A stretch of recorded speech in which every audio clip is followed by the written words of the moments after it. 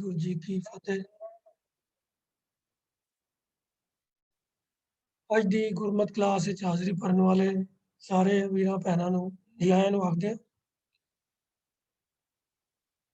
ਮੰਗਲਵਾਰ ਤੇ ਬੁੱਧਵਾਰ 2 ਦਿਨ ਅਸੀਂ ਕਿਸੇ ਵੀ ਬਾਣੀ ਦੀ ਲੜੀਵਾਰ ਵਿਚਾਰ ਕਰਦੇ ਆ ਰਹੇ ਹਾਂ। ਪਿਛਲੇ ਕੁਝ ਦਿਨਾਂ ਵਿੱਚ ਅਸੀਂ ਨਾਨਕ ਪਾਤਸ਼ਾਹ ਦੀ ਉਚਾਰਨ ਕੀਤੀ ਹੋਈ ਤੇ ਫਿਰ ਉਸ ਤੋਂ ਬਾਅਦ ਗੁਰੂ ਅਮਰਦਾਸ ਪਾਤਸ਼ਾਹ ਦੀ ਉਚਾਰਨ ਕੀਤੀ ਹੋਈ ਬਾਣੀ ਪੱਟੀ ਜੋ ਰਾਗ ਆਸਾ ਦੇ ਵਿੱਚ ਅੰਕਿਤ ਹਨ, ਉਹਨਾਂ ਦੇ ਵਿਚਾਰ ਸੰਪੂਰਨ ਕੀਤੀ ਹੈ।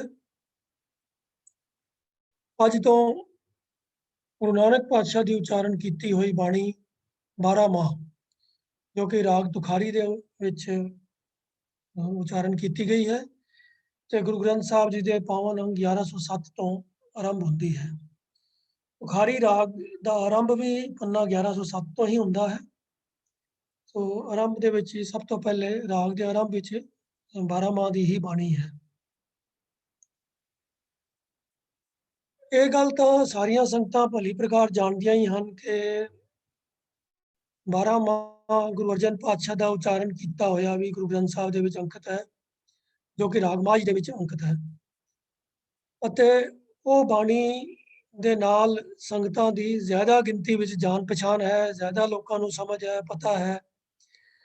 ਸਾਰੇ ਗੁਰਦੁਆਰਿਆਂ ਦੇ ਵਿੱਚ ਹਰ ਸੰਗਰਾਂਦ ਵਾਲੇ ਦਿਨ ਜੋ ਉਸ ਦਿਨ ਦੇ ਨਾਲ ਸੰਬੰਧਿਤ ਮਹੀਨਾ ਹੁੰਦਾ ਹੈ, ਉਸ ਮਹੀਨੇ ਵਾਲਾ ਜੋ 12 ਮਾਹ ਦਾ ਅੰਗ ਹੈ, ਉਸ ਦਾ ਪਾਠ ਸੁਣਾਇਆ ਜਾਂਦਾ ਹੈ। ਉਹਦਾ ਕੀਰਤਨ ਵੀ ਰਾਗੀ ਸਿੰਘ ਕਰਦੇ ਹਨ।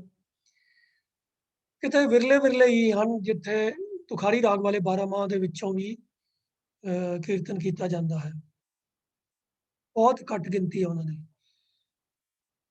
ਕਾਰਨ ਸਿਰਫ ਇਹੀ ਲੱਗਦਾ ਹੈ ਕਿ ਜੋ ਸ਼ਬਦਾਵਲੀ ਹੈ ਮਾਝ ਰਾਗ ਵਾਲੇ 12 ਮਾਹ ਦੀ, ਉਹ ਤੁਖਾਰੀ ਰਾਗ ਵਾਲੇ 12 ਮਾਹ ਦੇ ਮੁਕਾਬਲੇ ਥੋੜੀ ਸੌਖੀ ਹੈ, ਸਮਝਣ ਵਿੱਚ ਆਸਾਨ ਹੈ। ਫਿਰ ਦੂਜੀ ਗੱਲ ਹਿਊਮਨ ਨੇਚਰ ਦੀ ਵੀ ਹੈ ਕਿ ਜਿਹੜੀ ਚੀਜ਼ ਪਪੂਲਰ ਹੋ ਜਾਏ, ਲੋਕਾਂ ਦਾ ਧਿਆਨ, ਲੋਕਾਂ ਦਾ ਕੰਫਰਟ ਉਹਦੇ ਨਾਲ ਹੀ ਜੁੜ ਜਾਂਦਾ ਹੈ ਤੇ ਜ਼ਿਆਦਾ ਮਿਹਨਤ ਕਰਨ ਨੂੰ ਲੋਕੀ ਅਵੋਇਡ ਕਰਦੇ ਹਨ। ਤੇ ਚਲੋ ਫਿਰ ਨਾਲੇ ਲੋਕਾਂ ਦਾ ਧਿਆਨ ਬਾਣੀ ਦੇ ਨਾਲ, ਅਰਥਾਂ ਦੇ ਨਾਲ ਤੇ ਬਾਣੀ ਦੇ ਦਿੱਤੇ ਹੋਏ ਜੋ ਗਾਈਡਲਾਈਨਸ ਨੇ, ਜੋ ਉਪਦੇਸ਼ ਨੇ, ਉਹਨਾਂ ਦੇ ਨਾਲ ਬਹੁਤ ਥੋੜੇ ਲੋਕਾਂ ਦਾ ਸੰਬੰਧ ਹੁੰਦਾ ਹੈ। ਬਹੁਤੇ ਲੋਕੀ ਜੋ ਉਹਦੇ ਵਿੱਚ ਲਫ਼ਜ਼ ਸੁਣਾਈ ਦਿੰਦੇ ਹਨ, ਉਹਨਾਂ ਵਿੱਚੋਂ ਗਿਣੇ ਮਿੱਥੇ ਅੱਖਰਾਂ ਦੇ ਨਾਲ ਹੀ ਆਪਣਾ ਧਿਆਨ ਜੋੜ ਲੈਂਦੇ ਹਨ ਤੇ ਉੱਥੋਂ ਆਪਣੀ ਮਰਜ਼ੀ ਦੇ ਮਤਲਬ ਕੱਢ ਲੈਂਦੇ ਹਨ। ਜਿਵੇਂ ਆਮ ਖੁਸ਼ੀ ਦੇ ਜਿਹੜੇ ਸਮਾਗਮ ਸਾਡੇ ਹੁੰਦੇ ਹਨ, ਸ਼ਾਇਦ ਹੀ ਕੋਈ ਖੁਸ਼ੀ ਦਾ ਐਸਾ ਸਮਾਗਮ ਹੁੰਦਾ ਹੋਏਗਾ, ਚਾਹੇ ਉਹ ਜਨਮ ਦਾ, ਚਾਹੇ ਜਨਮ ਦਿਨ ਦਾ, ਚਾਹੇ ਕੁੜਮਾਈ ਦਾ, ਚਾਹੇ ਵਿਆਹ ਦਾ, ਜਾਂ ਮਕਾਨ ਦੀ ਛੱਤ ਦਾ, ਜਾਂ ਨਵੇਂ ਬਿਜ਼ਨਸ ਦਾ। ਸ਼ਾਇਦ ਹੀ ਕੋਈ ਐਸਾ ਸਮਾਗਮ ਹੁੰਦਾ ਹੋਵੇਗਾ ਜਿਸ ਸਮਾਗਮ ਤੇ ਸੰਗਤ ਵੱਲੋਂ ਜਾਂ ਘਰਦਿਆਂ ਵੱਲੋਂ ਰਾਗੀ ਸਿੰਘਾਂ ਨੂੰ ਇਹ ਸਪੈਸ਼ਲ ਰਿਕੁਐਸਟ ਨਾ ਕੀਤੀ ਜਾਂਦੀ ਹੋਵੇ ਜੀ ਕਿ ਲੱਖ ਖੁਸ਼ੀਆਂ ਪਾਤਸ਼ਾਹੀਆਂ ਵਾਲਾ ਸ਼ਬਦ ਪੜ੍ਹੋ ਜੀ। ਤੇ ਜੇ ਨਾ ਵੀ ਕੀਤੀ ਜਾਵੇ ਤੇ ਰਾਗੀ ਸਿੰਘਾਂ ਨੂੰ ਵੀ ਪਤਾ ਹੈ ਵੀ ਇਹ ਸ਼ਬਦ ਦੀ ਡਿਮਾਂਡ ਤਾਂ ਹੋਣੀ ਹੈ, ਉਹ ਆਪ ਹੀ ਉਹ ਸ਼ਬਦ ਦਾ ਕੀਰਤਨ ਕਰ ਦਿੰਦੇ ਹਨ। ਹਾਲਾਂਕਿ ਜੇ ਉਸ ਸ਼ਬਦ ਦਾ ਭਾਵ ਅਰਥ ਰਾਓ ਦੀ ਤੁਕ ਨੂੰ ਧਿਆਨ 'ਚ ਰੱਖਦਿਆਂ ਹੋਇਆਂ ਸਮਝਣ ਦਾ ਯਤਨ ਕੀਤਾ ਜਾਵੇ ਤਾਂ ਉਸ ਦੇ ਵਿੱਚੋਂ ਜੋ ਉਪਦੇਸ਼ ਮਿਲਦਾ ਹੈ ਉਹ ਕਿਸੇ ਵੀ ਤਰੀਕੇ ਇਹਨਾਂ ਸਮਾਗਮਾਂ ਦੇ ਨਾਲ ਜਿਹੜਾ ਹੈ, ਜਿਸ ਤਰੀਕੇ ਨਾਲ ਲੋਕ ਸਮਝਦੇ ਹਨ ਉਵੇਂ ਨਹੀਂ ਜੁੜਦਾ। ਸ਼ਬਦ ਉਸ ਸ਼ਬਦ ਦੀ ਤੇ ਰਾਓ ਦੀ ਤੁਕ ਹੀ ਕਹਿੰਦੀ ਹੈ ਕਿ ਮੇਰੇ ਮਨ ਏਕਸ ਸਿਉ ਚਿਤ ਲਾਏ, ਏਕਸ ਬਿਨ ਸਭ ਧੰਦ ਹੈ, ਸਭ ਮਿਥਿਆ ਮੋਹ ਮਾਏ। ਤੇ ਇਸ ਪੰਕਤੀ ਵੱਲ ਲੋਕਾਂ ਦਾ ਧਿਆਨ ਬਹੁਤ ਘੱਟ ਜਾਂਦਾ ਹੈ। ਉਹਨਾਂ ਨੂੰ ਤਾਂ 1 ਲੱਖ ਖੁਸ਼ੀਆਂ ਪਾਤਸ਼ਾਹੀਆਂ ਵਾਲੀ ਤੁਕ ਸਮਝ ਆਉਂਦੀ ਹੈ ਤੇ ਬਸ ਉਸ ਦੇ ਅੱਗੇ ਪਿੱਛੇ ਕੀ ਹੈ ਉਹਨਾਂ ਨੂੰ ਉਹਦੇ ਨਾਲ ਕੋਈ ਮਤਲਬ ਨਹੀਂ ਹੁੰਦਾ। ਇਵੇਂ ਹੀ ਹੁਣ ਇਹ 12 ਮਾਹ ਦੀ ਬਾਣੀਆਂ, ਖਾਸ ਤੌਰ ਤੇ ਜਿਹੜੀ ਮਾਝ ਰਾਗ ਦੀ ਬਾਣੀ ਹੈ, ਉਹਦੇ ਨਾਲ ਲੋਕਾਂ ਦਾ ਬਸ ਇਸ ਤਰੀਕੇ ਨਾਲ ਧਿਆਨ ਜੁੜ ਗਿਆ ਹੈ ਕਿ ਜਿਹੜਾ ਮਹੀਨਾ ਹੈ ਉਸ ਮਹੀਨੇ ਦਾ ਨਾਮ ਸੁਣਾਈ ਦੇਣਾ ਚਾਹੀਦਾ ਹੈ। ਲੋਕਾਂ ਦੇ ਮਨਾਂ ਦੇ ਵਿੱਚ ਕੁਝ ਇਹ ਵੀ ਇੱਕ ਭਰਮ ਜਾਂ ਵਹਿਮ ਜਿਹਾ ਵੀ ਬੈਠਾ ਹੋਇਆ ਹੈ ਕਿ ਮਹੀਨੇ ਦੇ ਪਹਿਲੇ ਦਿਨ ਮਹੀਨੇ ਦਾ ਨਾਮ ਕਿਸੇ ਭਲੇ ਬੰਦੇ ਪਾਸੋਂ ਸੁਣਨਾ ਹੈ, ਕਿਸੇ ਚੰਗੇ ਪੁਰਸ਼ ਮਹਾਂਪੁਰਸ਼ ਪਾਸੋਂ ਸੁਣਨਾ ਹੈ ਜਾਂ ਭਲੇ ਬੰਦੇ ਕੋਲੋਂ ਸੁਣਨਾ ਹੈ, ਕਿਸੇ ਐਵੇਂ ਐਰੇ ਗੈਰੇ ਮਾੜੇ ਬੰਦੇ ਕੋਲੋਂ ਨਾ ਸੁਣੀਏ। ਇਹਨਾਂ ਭਰਮਾਂ, ਇਹਨਾਂ ਵਿਸ਼ਵਾਸਾਂ ਦੀ ਜੋ ਜੜ ਹੈ ਉਹ ਸਾਡੇ ਗੁਆਂਢੀ ਸਮਾਜ ਵਿੱਚੋਂ ਆਈ ਹੈ। ਸਨਾਤਨ ਮਤ ਦੇ ਵਿੱਚ ਸ਼ਗਨ, ਅਪਸ਼ਗਨ, ਚੰਗੀ ਰੂਹ, ਮਾੜੀ ਰੂਹ, ਚੰਗਾ ਬੰਦਾ, ਚੰਦਰਾ ਬੰਦਾ, ਸ਼ਗਨਾਂ ਵਾਲਾ ਬੰਦਾ, ਅਪਸ਼ਗਨ ਵਾਲਾ ਬੰਦਾ, ਇਹੋ ਜਿਹੇ ਬੜੇ ਭਰਮ ਵਹਿਮ ਨੇ। ਉਹ ਸਾਰਾ ਜਿਹੜਾ ਸਨਾਤਨ ਮਤ ਦਾ ਫਾਲੋਅਰ ਸਮਾਜ ਹੈ, ਭਾਰਤੀ ਸਮਾਜ ਹੈ, ਉਹ ਇਹੋ ਜਿਹੇ ਅਨੇਕਾਂ ਭਰਮਾਂ ਵਹਿਮਾਂ ਦੇ ਵਿੱਚ ਉਲਝਿਆ ਹੀ ਰਹਿੰਦਾ ਹੈ। ਕਈ ਤਰ੍ਹਾਂ ਦੇ ਉਹ ਸ਼ਗਨ ਅਪਸ਼ਗਨ ਜਿਹੜੇ ਨੇ ਉਹ ਆਪਣੀ ਰੋਜ਼ਾਨਾ ਜ਼ਿੰਦਗੀ ਦੇ ਵਿੱਚ ਤੱਕਦੇ ਰਹਿੰਦੇ ਨੇ, ਸੋਚਦੇ ਰਹਿੰਦੇ ਨੇ।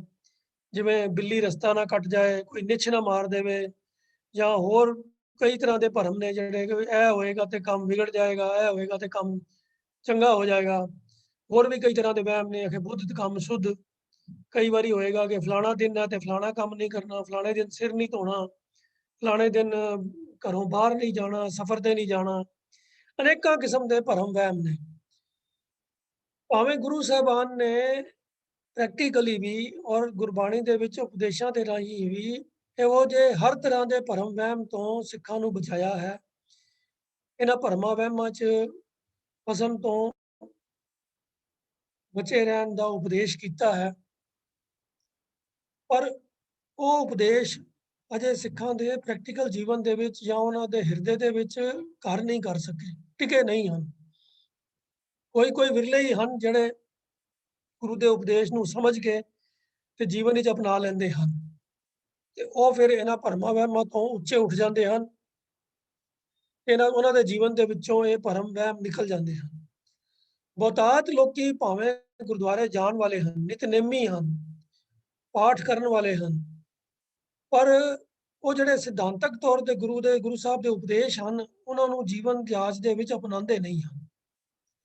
ਇਹੀ ਵਜ੍ਹਾ ਹੈ ਕਿ 12 ਮਾਹ ਦੀ ਬਾਣੀ ਦੇ ਅੰਦਰ ਸਪਸ਼ਟ ਉਪਦੇਸ਼ ਹੈ ਕਿ ਥਿਤਵਾਰ ਦਿਨਾਂ ਦਾ ਕੋਈ ਭਰਮ ਕਰਨ ਦੀ ਲੋੜ ਨਹੀਂ ਹੈ ਔਰ ਉਹਨਾਂ ਦੀ ਕੋਈ ਅਹਿਮੀਅਤ ਨਹੀਂ ਹੈ। ਮਨੁੱਖੀ ਜੀਵਨ ਦਾ ਅਸਲ ਮਕਸਦ ਹੈ ਪ੍ਰਭੂ ਪਰਮਾਤਮਾ ਦੇ ਨਾਲ ਇਕਮਿਕਤਾ ਹਾਸਲ ਕਰਨੀ, ਪ੍ਰਭੂ ਪਰਮਾਤਮਾ ਦੇ ਨਾਲ ਸੰਬੰਧ ਜੋੜਨਾ, ਉਹਦੀ ਸਿਫਤ ਦੇ ਨਾਲ ਜੁੜਨਾ। ਇਤਨਾ ਸਪਸ਼ਟ ਉਪਦੇਸ਼ ਹੋਣ ਦੇ ਬਾਵਜੂਦ ਵੀ ਬਹੁਤਾਤ ਸੰਗਤਾਂ ਅਜੇ ਵੀ ਸੰਗਰਾਂਦ ਪਵਿੱਤਰ ਦਿਹਾੜਾ ਮੰਨਦੀ ਹੈ। ਸੰਗਰਾਂਦ ਵਾਲੇ ਦਿਨ ਮਹੀਨੇ ਦਾ ਨਾਮ ਕਿਸੇ ਭਲੇ ਬੰਦੇ ਪਾਸੋਂ ਸੁਣਨਾ ਮੰਗਦੀ ਹੈ, ਤੇ ਸਾਡੇ ਪ੍ਰਬੰਧਕ ਤਾਂ ਖੈਰ ਉਹ ਕੰਮ ਕਰਦੇ ਹੀ ਹਨ। ਜਿੱਥੇ ਉਹਨਾਂ ਨੂੰ ਪਪੂਲੈਰਿਟੀ ਮਿਲਣ ਦੀ ਉਮੀਦ ਹੋਵੇ, ਜਿੱਥੇ ਉਹਨਾਂ ਨੂੰ ਲੱਗੇ ਕਿ ਵੀ ਸੰਗਤਾਂ ਬਹੁਤੀ ਗਿਣਤੀ ਵਿੱਚ ਆਉਣਗੀਆਂ ਤੇ ਗੋਲਕ ਵੀ ਜ਼ਿਆਦਾ ਭਰੇਗੀ, ਸੋ ਉਹਨਾਂ ਨੂੰ ਖੈਰ ਕੀ ਕਹਿਣਾ, ਉਹਨਾਂ ਦੇ ਸੁਭਾਅ ਤੋਂ, ਉਹਨਾਂ ਦੇ ਸੋਚ ਤੋਂ ਤਾਂ ਅਸੀਂ ਚੰਗੀ ਤਰ੍ਹਾਂ ਵਾਕਫ ਹੀ ਹਾਂ। ਪਰ ਗੁਰਬਾਣੀ ਨੂੰ ਨਿਤਾ ਪ੍ਰਤੀ ਪੜ੍ਹਨ ਵਾਲੇ ਅਤੇ ਗੁਰਬਾਣੀ ਵਿੱਚ ਸ਼ਰਧਾ ਭਾਵਨਾ ਰੱਖਣ ਵਾਲੇ ਵੀ ਜਦੋਂ ਗੁਰਬਾਣੀ ਦੇ ਉਪਦੇਸ਼ਾਂ ਨੂੰ ਇਗਨੋਰ ਕਰ ਦਿੰਦੇ ਹਨ, ਤਾਂ ਫਿਰ ਕਈ ਵਾਰੀ ਮਨ ਦੇ ਵਿੱਚ ਵਾਰੀ ਅਫਸੋਸ ਵੀ ਹੁੰਦਾ ਹੈ ਕਿ ਬਈ ਇਤਨੀ ਸੁਚੱਜੀ ਜੀਵਨ ਜਾਚ ਦੇਣ ਵਾਲੀ ਗੁਰਬਾਣੀ ਨੂੰ ਅਸੀਂ ਨਿਰੋਲ ਚੰਗੇ ਭੈੜੇ ਦਿਨਾਂ, ਚੰਗਾ ਵਾਕ ਭੈੜਾ ਵਾਕ, ਇਹੋ ਜਿਹੇ ਵੀ ਮਤਲਬ ਕਈਆਂ ਲੋਕਾਂ ਦੇ ਮੂੰਹੋਂ ਗੱਲ ਸੁਣਨ ਨੂੰ ਮਿਲੀ ਹੈ ਕਿ ਜੀ ਅੱਜ ਹੁਕਮਨਾਮਾ ਬੜਾ ਕਰੜਾ ਆਇਆ ਹੈ। ਤੇ ਇਹ ਮੈਂ ਇਹੋ ਜਿਹੀ ਗੱਲ ਵੀ ਕਹਿੰਦਿਆਂ ਕੁਝ ਲੋਕਾਂ ਨੂੰ ਸੁਣਿਆ ਹੈ ਜੀ ਕਿ ਅੱਜ ਜਿਹੜਾ ਮੈਂ ਹੁਕਮ ਲਿਆ ਸੀ ਬੜਾ ਕਰੜਾ ਆਇਆ ਸੀ, ਉਹ ਮੈਂ ਗੁਰੂ ਸਾਹਿਬ ਨੂੰ ਵਾਪਸ ਕਰ ਦਿੱਤਾ ਹੈ ਤੇ ਫਿਰ ਮੈਂ ਦੂਜਾ ਹੁਕਮ ਲੈ ਲਿਆ। ਮਤਲਬ ਇਹੋ ਜਿਹੀ ਹੈਰਾਨ ਕਰ ਦੇਣ ਵਾਲੀ ਵੀ ਸੋਚ ਲੋਕਾਂ ਦੇ ਅੰਦਰ ਮੌਜੂਦ ਹੈ ਕਿ ਬਾਣੀ ਦਾ ਹੁਕਮ ਕਰਨਾ ਹੈ, ਉਹ ਗੁਰੂ ਸਾਹਿਬ ਨੂੰ ਵਾਪਸ ਕਰ ਦਿੱਤਾ, ਹੁਣ ਮੈਂ ਦੂਜਾ ਚੰਗਾ, ਉਹ ਸ਼ੁਭ ਹੁਕਮਨਾਮਾ ਆਇਆ ਸੀ। ਤਾਂ ਬਾਣੀ ਵੀ ਸ਼ੁਭ ਦੇ ਅਸ਼ੁਭ ਹੋਣ ਲੱਗ ਗਈ ਲੋਕਾਂ ਦੇ ਖਿਆਲ ਦੇ ਮੁਤਾਬਕ। तो बहुत ज़्यादा ज़रूरत है कि गुरबाणी की जो भावना है, गुरबाणी का जो तत्त उपदेश है, उस चीज़ ਨੂੰ ਸਮਝ ਕੇ ਤੇ ਇਹੋ ਜਿਹੇ ਭਰਮਾਂ ਵਹਿਮਾਂ ਤੋਂ ਅਸੀਂ ਆਪਣੇ ਆਪ ਨੂੰ ਕੱਢਣ ਦਾ ਯਤਨ ਕਰੀਏ। ਸੋ ਭਾਵੇਂ ਬਾਣੀ 12 ਮਾਹ ਦੀ ਮਾਝ ਰਾਗ ਵਾਲੀ ਹੈ ਤੇ ਭਾਵੇਂ ਤੁਖਾਰੀ ਵਾਲੀ ਹੈ, ਦੋਹਾਂ ਦਾ ਹੀ ਜੋ ਸੈਂਟਰਲ ਥੀਮ ਹੈ ਉਹ ਇਹੀ ਹੈ ਕਿ ਦਿਨ ਵਾਰ ਦੀ ਕੋਈ ਪਵਿੱਤਰਤਾ ਜਾਂ ਅਪਵਿੱਤਰਤਾ, ਕੋਈ ਚੰਗਾ ਜਾਂ ਮਾੜਾ ਦਿਨ ਵਾਰ ਨਹੀਂ ਹੁੰਦਾ। ਜਿਹੜਾ ਦਿਨ, ਜਿਹੜਾ ਸਮਾਂ ਪ੍ਰਭੂ ਪਰਮਾਤਮਾ ਦੀ ਯਾਦ ਵਿੱਚ ਗੁਜ਼ਰ ਜਾਏ, ਉਹ ਬਹੁਤ ਸ਼ੁਭ ਦਿਹਾੜਾ ਹੈ, ਬਹੁਤ ਸ਼ੁਭ ਸਮਾਂ ਹੈ, ਬਹੁਤ ਪਵਿੱਤਰ ਸਮਾਂ ਹੈ। ਤੇ ਜਿਹੜੇ ਮੌਕੇ ਤੇ ਅਸੀਂ ਪ੍ਰਭੂ ਦੀ ਯਾਦ ਨੂੰ ਭੁਲਾ ਦਈਏ, ਪ੍ਰਭੂ ਦੀ ਹੋਂਦ ਤੋਂ ਅਵੇਸਲੇ ਹੋ ਜਾਈਏ, ਪ੍ਰਭੂ ਨੂੰ ਭੁਲਾ ਬੈਠੀਏ, ਉਹ ਸਮਾਂ ਡੈਫੀਨੇਟਲੀ ਮਾੜਾ ਸਮਾਂ ਹੁੰਦਾ ਹੈ। ਇਹ ਸਾਰੇ ਭਰਮ ਵਹਿਮ ਦੀ ਜੋ ਮੇਨ ਵਜ੍ਹਾ ਹੈ, ਜਿਵੇਂ ਇੱਕ ਤੇ ਵਜ੍ਹਾ ਇਹੀ ਹੈ ਕਿ ਅਸੀਂ ਆਪਣੇ ਗੁਆਂਢੀਆਂ ਕੋਲੋਂ ਇਹ ਚੀਜ਼ਾਂ ਅਪਣਾ ਲਈਆਂ ਹਨ, ਬਿਨਾਂ ਸੋਚੇ ਸਮਝੇ ਕਿ ਗੁਰਮਤਿ ਇਹਨਾਂ ਦੇ ਬਾਰੇ ਕੀ ਸੇਧ ਦਿੰਦੀ ਹੈ, ਕੀ ਉਪਦੇਸ਼ ਕਰਦੀ ਹੈ। ਪਰ ਸਾਡੇ ਗੁਆਂਢੀਆਂ ਦੇ ਦਿਮਾਗ ਵਿੱਚ ਇਹ ਗੱਲਾਂ ਕਿਵੇਂ ਬੈਠ ਗਈਆਂ, ਇਹਦੇ ਵਾਸਤੇ ਸਮਝਣ ਵਾਸਤੇ ਸਾਨੂੰ ਇਹਦੇ ਪਿਛੋਕੜ ਜਾਣਾ ਪਏਗਾ, ਜੋ ਕਿ ਬਿਲਕੁਲ ਇਨਸਾਨੀ ਜਦੋਂ ਜਾਤ, ਇਨਸਾਨੀ ਜਨਮ ਇਸ ਦੁਨੀਆ ਤੇ ਹੋਇਆ, ਤਾਂ ਬਿਲਕੁਲ ਮੁੱਢ ਕਦੀਮ ਵੱਲ ਚਲੀਏ, ਜਦੋਂ ਕਿ ਮਨੁੱਖ ਦੀ ਧਰਤੀ ਦੇ ਉੱਤੇ ਹੋਂਦ ਵਿੱਚ ਮਨੁੱਖ ਜੂਨੀ ਜਿਹੜੀ ਹੈ ਧਰਤੀ ਤੇ ਹੋਂਦ ਵਿੱਚ ਆਈ, ਤਾਂ ਹਾਲਾਤ ਉਦੋਂ ਤੇ ਇਹ ਸਨ ਕਿ ਵੀ ਮਨੁੱਖ ਨੂੰ ਬਹੁਤ ਹੀ ਘੱਟ ਗਿਆਨ ਸੀਗਾ। ਜਿੰਨਾ ਕੁਝ ਵੀ ਅੱਜ ਵਿਗਿਆਨ ਦੇ ਸਟੱਡੀ ਦੇ ਨਾਲ ਅਸੀਂ ਤਰੱਕੀ ਕਰਕੇ ਕਈ ਚੀਜ਼ਾਂ ਕੁਦਰਤ ਦੇ ਵਿੱਚੋਂ ਅਸੀਂ ਕਈ ਚੀਜ਼ਾਂ ਆਪਣੇ ਆਰਾਮ ਵਾਸਤੇ ਕਈ ਸਾਰੀ ਚੀਜ਼ਾਂ ਅਪਣਾ ਲਈਆਂ ਹਨ, ਕਈ ਨਵੀਆਂ ਚੀਜ਼ਾਂ ਦੀ ਇਜਾਦ ਕਰ ਲਈ ਹੈ। ਧਰਤੀ ਵਿੱਚੋਂ ਜਾਂ ਹੋਰ ਆਪਣੇ ਆਲੇ ਦੁਆਲੇ ਵਿੱਚੋਂ ਅਸੀਂ ਕਈ ਤਰ੍ਹਾਂ ਦੇ ਆਪਣੇ ਸੁੱਖ ਆਰਾਮ ਦੇ ਸਾਧਨ ਪੈਦਾ ਕਰ ਲਏ ਹਨ। ਸ਼ੁਰੂਆਤੀ ਸਮੇਂ ਦੇ ਵਿੱਚ ਇਨਸਾਨ ਨੂੰ ਇਹਨਾਂ ਸਭ ਗੱਲਾਂ ਦੀ ਸੋਝੀ ਨਹੀਂ ਸੀ। ਤਾਂ ਉਦੋਂ ਜਿਹੜੀਆਂ ਵੀ ਕੁਦਰਤੀ ਘਟਨਾਵਾਂ ਹੁੰਦੀਆਂ ਸਨ, ਜੋ ਕੁਦਰਤੀ ਹੋਰ ਸ਼ਕਤੀਆਂ ਸਨ, ਇਨਸਾਨ ਉਹਨਾਂ ਨੂੰ ਦੇਖ ਕੇ, ਉਹਨਾਂ ਦੇ ਸੰਪਰਕ ਵਿੱਚ ਆ ਕੇ, ਜਾਂ ਤੇ ਉਹਨਾਂ ਤੋਂ ਉਹਨੂੰ ਲੱਗਦਾ ਸੀਗਾ ਕਿ ਮੈਨੂੰ ਕੁਝ ਲਾਭ ਹੋ ਰਿਹਾ ਹੈ ਤੇ ਉਹਨਾਂ ਤੋਂ ਉਹ ਪ੍ਰਭਾਵਿਤ ਹੁੰਦਾ ਸੀ, ਜਾਂ ਜੇ ਉਹਦੇ ਨਾਲ ਉਹਨਾਂ ਨੂੰ ਉਸ ਇਨਸਾਨ ਨੂੰ ਜੇ ਕੋਈ ਨੁਕਸਾਨ ਹੁੰਦਾ ਸੀਗਾ, ਕੋਈ ਚੋਟ ਪਹੁੰਚਦੀ ਸੀ ਤੇ ਉਹਨੂੰ ਉਹਦੇ ਤੋਂ ਡਰ ਲੱਗਦਾ ਸੀ। ਉਹ ਇਸ ਤਰੀਕੇ ਦੇ ਨਾਲ ਜਿਹੜਾ ਆਦਿ ਮਾਨਵ ਸੀ, ਉਹਦੇ ਮਨ ਦੇ ਵਿੱਚ ਕੁਝ ਚੰਗੀਆਂ ਤਾਕਤਾਂ, ਕੁਝ ਬੁਰੀਆਂ ਤਾਕਤਾਂ ਦੇ ਬਾਰੇ ਮਨ 'ਚ ਵਿਚਾਰ ਕਰਨ ਲੱਗ ਪਏ। ਫਿਰ ਇਹ ਸਹਿਜੇ ਸਹਿਜੇ ਸਮਾਂ ਬੀਤਣ ਦੇ ਨਾਲ ਕੁਝ ਇਸ ਤਰੀਕੇ ਦੇ ਨਾਲ ਵੀ ਬਣ ਗਏ ਵੀ ਕੁਝ ਕੁਦਰਤ ਦੀਆਂ ਚੰਗੀਆਂ ਤਾਕਤਾਂ ਨੇ, ਕੁਝ ਮਾੜੀਆਂ ਤਾਕਤਾਂ ਨੇ, ਕੁਝ ਚੰਗੀਆਂ ਰੂਹਾਂ ਨੇ, ਕੁਝ ਮਾੜੀਆਂ ਰੂਹਾਂ ਨੇ। ਇਹ ਜੋ ਕੁਦਰਤ ਦੇ ਅਲੱਗ-ਅਲੱਗ ਹਿੱਸੇ ਸੀਗੇ, ਚਾਹੇ ਉਹ ਪਾਣੀ ਹੈ, ਅੱਗ ਹੈ, ਬਰਸਾਤ ਹੈ, ਸੂਰਜ ਹੈ, ਚੰਦਰਮਾ ਹੈ, ਤਾਰੇ ਸਿਤਾਰੇ, ਜਾਂ ਤੇਜ਼ ਹਵਾਵਾਂ ਨੇ, ਹਨੇਰੀ ਹੈ, ਇਹਨਾਂ ਸਭ ਚੀਜ਼ਾਂ ਨੂੰ ਹੀ ਉਸਨੇ ਕੁਝ ਆਪਣੇ ਤੋਂ ਵੱਡੀਆਂ ਤਾਕਤਾਂ, ਕੁਝ ਰੂਹਾਂ ਮੰਨਣਾ ਸ਼ੁਰੂ ਕਰ ਦਿੱਤਾ। ਜਿਉਂ-ਜਿਉਂ ਜੇ ਮਾਹੌਲ ਦੇ ਵਿੱਚ ਜਿਉਂ-ਜਿਉਂ ਉਹਨਾਂ ਇਨਸਾਨਾਂ ਦੀ ਸੋਚ ਬਣਦੀ ਗਈ, ਤਾਂ ਚੰਗੀਆਂ ਰੂਹਾਂ, ਮਾੜੀਆਂ ਰੂਹਾਂ, ਚੰਗੀਆਂ ਤਾਕਤਾਂ, ਮਾੜੀਆਂ ਤਾਕਤਾਂ ਦੇ ਜਿਹੜਾ ਵਿਚਾਰ ਸੀ ਉਹਨਾਂ ਦੇ ਮਨ ਦੇ ਅੰਦਰ ਘਰ ਕਰਨ ਲੱਗ ਪਏ। ਤਾਂ ਇਸ ਤਰੀਕੇ ਦੇ ਨਾਲ ਕਈ ਦੇਵੀ ਪ੍ਰਕਾਰ ਦੇ ਦੇਵੀ ਦੇਵਤੇ ਹੋਂਦ ਵਿੱਚ ਆ ਗਏ, ਕਈ ਦੈਂਤ ਤੇ ਕਈ ਸ਼ੈਤਾਨ। ਇਸ ਤਰੀਕੇ ਦੀ ਇਹਨਾਂ ਦੀ ਇਹ ਕਲਪਨਾ ਵੀ ਇਨਸਾਨ ਦੇ ਮਨ ਵਿੱਚ ਬੈਠਣੀ ਸ਼ੁਰੂ ਹੋ ਗਈ। ਸਮੇਂ ਦੇ ਬੀਤਣ ਦੇ ਨਾਲ ਇਹ ਚੀਜ਼ਾਂ ਇੱਕ ਤਰੀਕੇ ਦੇ ਨਾਲ ਨਾ ਆਰਗੇਨਾਈਜ਼ਡ ਤਰੀਕੇ ਦੇ ਨਾਲ ਅੱਗੋਂ ਪ੍ਰੋਗਰੈਸ ਕਰਨ ਲੱਗ ਪਈਆਂ। ਜਿਵੇਂ-ਜਿਵੇਂ ਕਿਸੇ ਇੱਕ ਇਲਾਕੇ ਵਿੱਚ ਕੋਈ ਚੰਗੀ ਰੂਹ, ਮਾੜੀ ਰੂਹ ਦੀ ਗੱਲ ਪ੍ਰਚਲਿਤ ਹੋ ਗਈ, ਤਾਂ ਉਹ ਅਗਲੀਆਂ ਆਉਣ ਵਾਲੀਆਂ ਜਨਰੇਸ਼ਨ ਵਿੱਚ ਉਹਨਾਂ ਦੇ ਆਲੇ ਦੁਆਲੇ ਦੇ ਪਿੰਡਾਂ ਦੇ ਵਿੱਚ ਜਿੱਥੇ-ਜਿੱਥੇ ਵੀ ਮਨੁੱਖਾਂ ਦੀ ਵਸੋਂ ਹੁੰਦੀ ਸੀ, ਇਹ ਚੀਜ਼ਾਂ ਪੱਕੀਆਂ ਕਰ ਗਈਆਂ। ਜਦੋਂ ਫਿਰ ਅਸੀਂ ਅੱਗੇ ਹੋਰ ਹਜ਼ਾਰਾਂ ਲੱਖਾਂ ਸਾਲ ਬਾਅਦ ਉਦੋਂ ਆਉਂਦੇ ਹਾਂ, ਜਦੋਂ ਇਨਸਾਨ ਹੁਣ ਕੁਛ ਪੜ੍ਹਨ ਲਿਖਣ ਦੇ ਲਾਇਕ ਹੋ ਗਿਆ, ਜਦੋਂ ਇਨਸਾਨ ਕੁਦਰਤ ਦੀਆਂ ਅਨੇਕਾਂ ਤਾਕਤਾਂ ਨੂੰ ਆਪਣੇ ਭਲੇ ਵਾਸਤੇ ਵਰਤਣ ਦੇ ਲਾਇਕ ਹੋ ਗਿਆ, ਕੁਝ ਇੱਕ ਥੋੜੀ ਬਹੁਤ ਵਿਗਿਆਨਿਕ ਸੋਚ ਵੀ ਆਣੀ ਸ਼ੁਰੂ ਹੋ ਗਈ। ਪਰ ਜਿਹੜੇ ਪੁਰਾਣੇ ਬੈਠੇ ਹੋਏ ਮਨ ਦੇ ਵਿੱਚ ਵਿਚਾਰ ਸਨ, ਆਪਣੇ ਤੋਂ ਤਾਕਤਵਰ ਤਾਕਤਾਂ ਦੇ ਬਾਰੇ, ਆਪਣੇ ਤੋਂ ਤਾਕਤਵਰ ਜਿਹੜੇ ਕੁਦਰਤੀ ਸ਼ਕਤੀਆਂ ਦੇ ਬਾਰੇ, ਖਾਸ ਤੌਰ ਤੇ ਜਿਹੜੇ ਪਲੈਨੇਟਰੀ ਜਿਹੜੀਆਂ ਚੀਜ਼ਾਂ ਨੇ, ਜਿਵੇਂ ਸੂਰਜ ਔਰ ਚੰਦਰਮਾ ਹੈ, ਇਹਨਾਂ ਦੇ ਬਾਰੇ ਵਿੱਚ ਇਨਸਾਨ ਦੇ ਮਨ 'ਚ ਜਿਹੜੇ ਪੁਰਾਣੇ ਸਮਿਆਂ ਤੋਂ ਚੱਲੇ ਆਉਂਦੇ ਵਿਚਾਰ ਸੀ, ਉਹ ਬੜੇ ਡੀਪ ਰੂਟਡ ਔਰ ਪੱਕੇ ਬੈਠ ਗਏ। ਤਾਂ ਇਸ ਤਰੀਕੇ ਦੇ ਨਾਲ ਜਿਹੜੇ ਫਿਰ ਧਰਮ ਵੀ ਹੋਂਦ ਵਿੱਚ ਆਏ, ਅਲੱਗ-ਅਲੱਗ ਧਰਮਾਂ ਦੇ ਵਿੱਚ ਵੀ ਕਿਸੇ ਨਾ ਕਿਸੇ ਵੱਖਰੇ-ਵੱਖਰੇ ਤਰੀਕੇ ਦੇ ਨਾਲ ਇਹ ਚੰਗੀਆਂ ਰੂਹਾਂ, ਭੈੜੀਆਂ ਰੂਹਾਂ ਆਦਿਕ ਦੇ ਔਰ ਫਿਰ ਦੇਵੀਆਂ ਦੇਵਤਿਆਂ ਦੇ ਵੱਖ-ਵੱਖ ਕਿਸਮ ਦੇ ਵਿਚਾਰ ਜਿਹੜੇ ਸੀ, ਉਹ ਧਾਰਮਿਕ ਵਿਚਾਰਾਂ ਦੇ ਹਿੱਸੇ ਬਣ ਗਏ। ਉਹ ਖਾਸ ਤੌਰ ਤੇ ਸਨਾਤਨ ਮਤ ਦੇ ਅੰਦਰ ਤਾਂ ਇਹ ਦੇਵੀ ਦੇਵਤਿਆਂ ਦਾ ਕਨਸੈਪਟ ਕੁਝ ਜ਼ਿਆਦਾ ਹੀ ਪੱਕੇ ਤੌਰ ਦੇ ਉੱਤੇ ਲੋਕਾਂ ਦੇ ਮਨਾਂ ਵਿੱਚ ਬੈਠ ਗਿਆ। ਤਾਂ ਅਨੇਕ ਕਿਸਮ ਦੇ ਦੇਵੀ ਦੇਵਤਿਆਂ ਦੀ ਪੂਜਾਵਾਂ, ਉਹਨਾਂ ਦੇ ਢੰਗ, ਇਹ ਸਭ ਕੁਝ ਧਰਮ ਦਾ ਇੱਕ ਹਿੱਸਾ ਬਣ ਕੇ ਜਿਹੜਾ ਸੀ ਪ੍ਰਚਲਿਤ ਹੋ ਗਿਆ। ਇਹਦੇ ਵਿੱਚ ਜਿਹੜੇ ਧਾਰਮਿਕ ਗ੍ਰੰਥ ਸੀ ਉਹਨਾਂ ਨੇ ਵੀ ਆਪਣਾ ਬੜਾ ਰੋਲ ਪਲੇ ਕੀਤਾ, ਔਰ ਜਿਹੜੇ ਧਰਮ ਦੇ ਗਿਆਨ ਦੇਣ ਵਾਲੇ ਬ੍ਰਾਹਮਣ ਸੀਗੇ ਉਹਨਾਂ ਨੇ ਵੀ ਇਸ ਨੂੰ ਪ੍ਰਚਲਿਤ ਜ਼ਿਆਦਾ ਹੀ ਲੋਕਾਂ ਦੇ ਵਿੱਚ ਕਰ ਦਿੱਤਾ। ਬਾਕੀ ਦੀਆਂ ਰੂਹਾਂ ਬਾਰੇ ਤਾਂ ਫਿਰ ਵੀ ਲੋਕਾਂ ਨੂੰ ਥੋੜੀ ਬਹੁਤੀ ਵਿਗਿਆਨਕ ਸੋਚ ਆਉਣ ਦੇ ਨਾਲ ਕੁਝ ਪਕੜ ਉਹਨਾਂ ਦੀ ਘੱਟ ਹੁੰਦੀ ਗਈ, ਲੇਕਿਨ ਸੂਰਜ ਅਤੇ ਚੰਦਰਮਾ ਜਿਹੜੇ ਨੇ ਇਹਨਾਂ ਦੋਵਾਂ ਦਾ ਜਿਹੜਾ ਪ੍ਰਭਾਵ ਹੈ ਲੋਕਾਂ ਦੀ ਸੋਚ ਵਿੱਚ ਕੁਝ ਜ਼ਿਆਦਾ ਹੀ ਡੀਪ ਰੂਟਡ ਸੀਗਾ। ਤੋ ਇਹਨਾਂ ਦੇ ਨਾਲ ਸੰਬੰਧਿਤ ਹੋਰ ਵੀ ਕਈ ਸਾਰੇ ਸਾਡੇ ਰੋਜ਼ਾਨਾ ਜੀਵਨ ਦੇ ਕਈ ਇਵੈਂਟ ਜੁੜੇ ਹੋਏ ਸਨ, ਜਿਵੇਂ ਹੁਣ ਸਾਡਾ ਦਿਨ ਰਾਤ ਜਿਹੜੇ ਡਿਸਾਈਡ ਹੁੰਦੇ ਨੇ ਇਹ ਵੀ ਸੂਰਜ ਦੀ ਔਰ ਧਰਤੀ ਦੀ ਚਾਲ ਦੇ ਨਾਲ ਡਿਸਾਈਡ ਹੁੰਦੇ ਨੇ।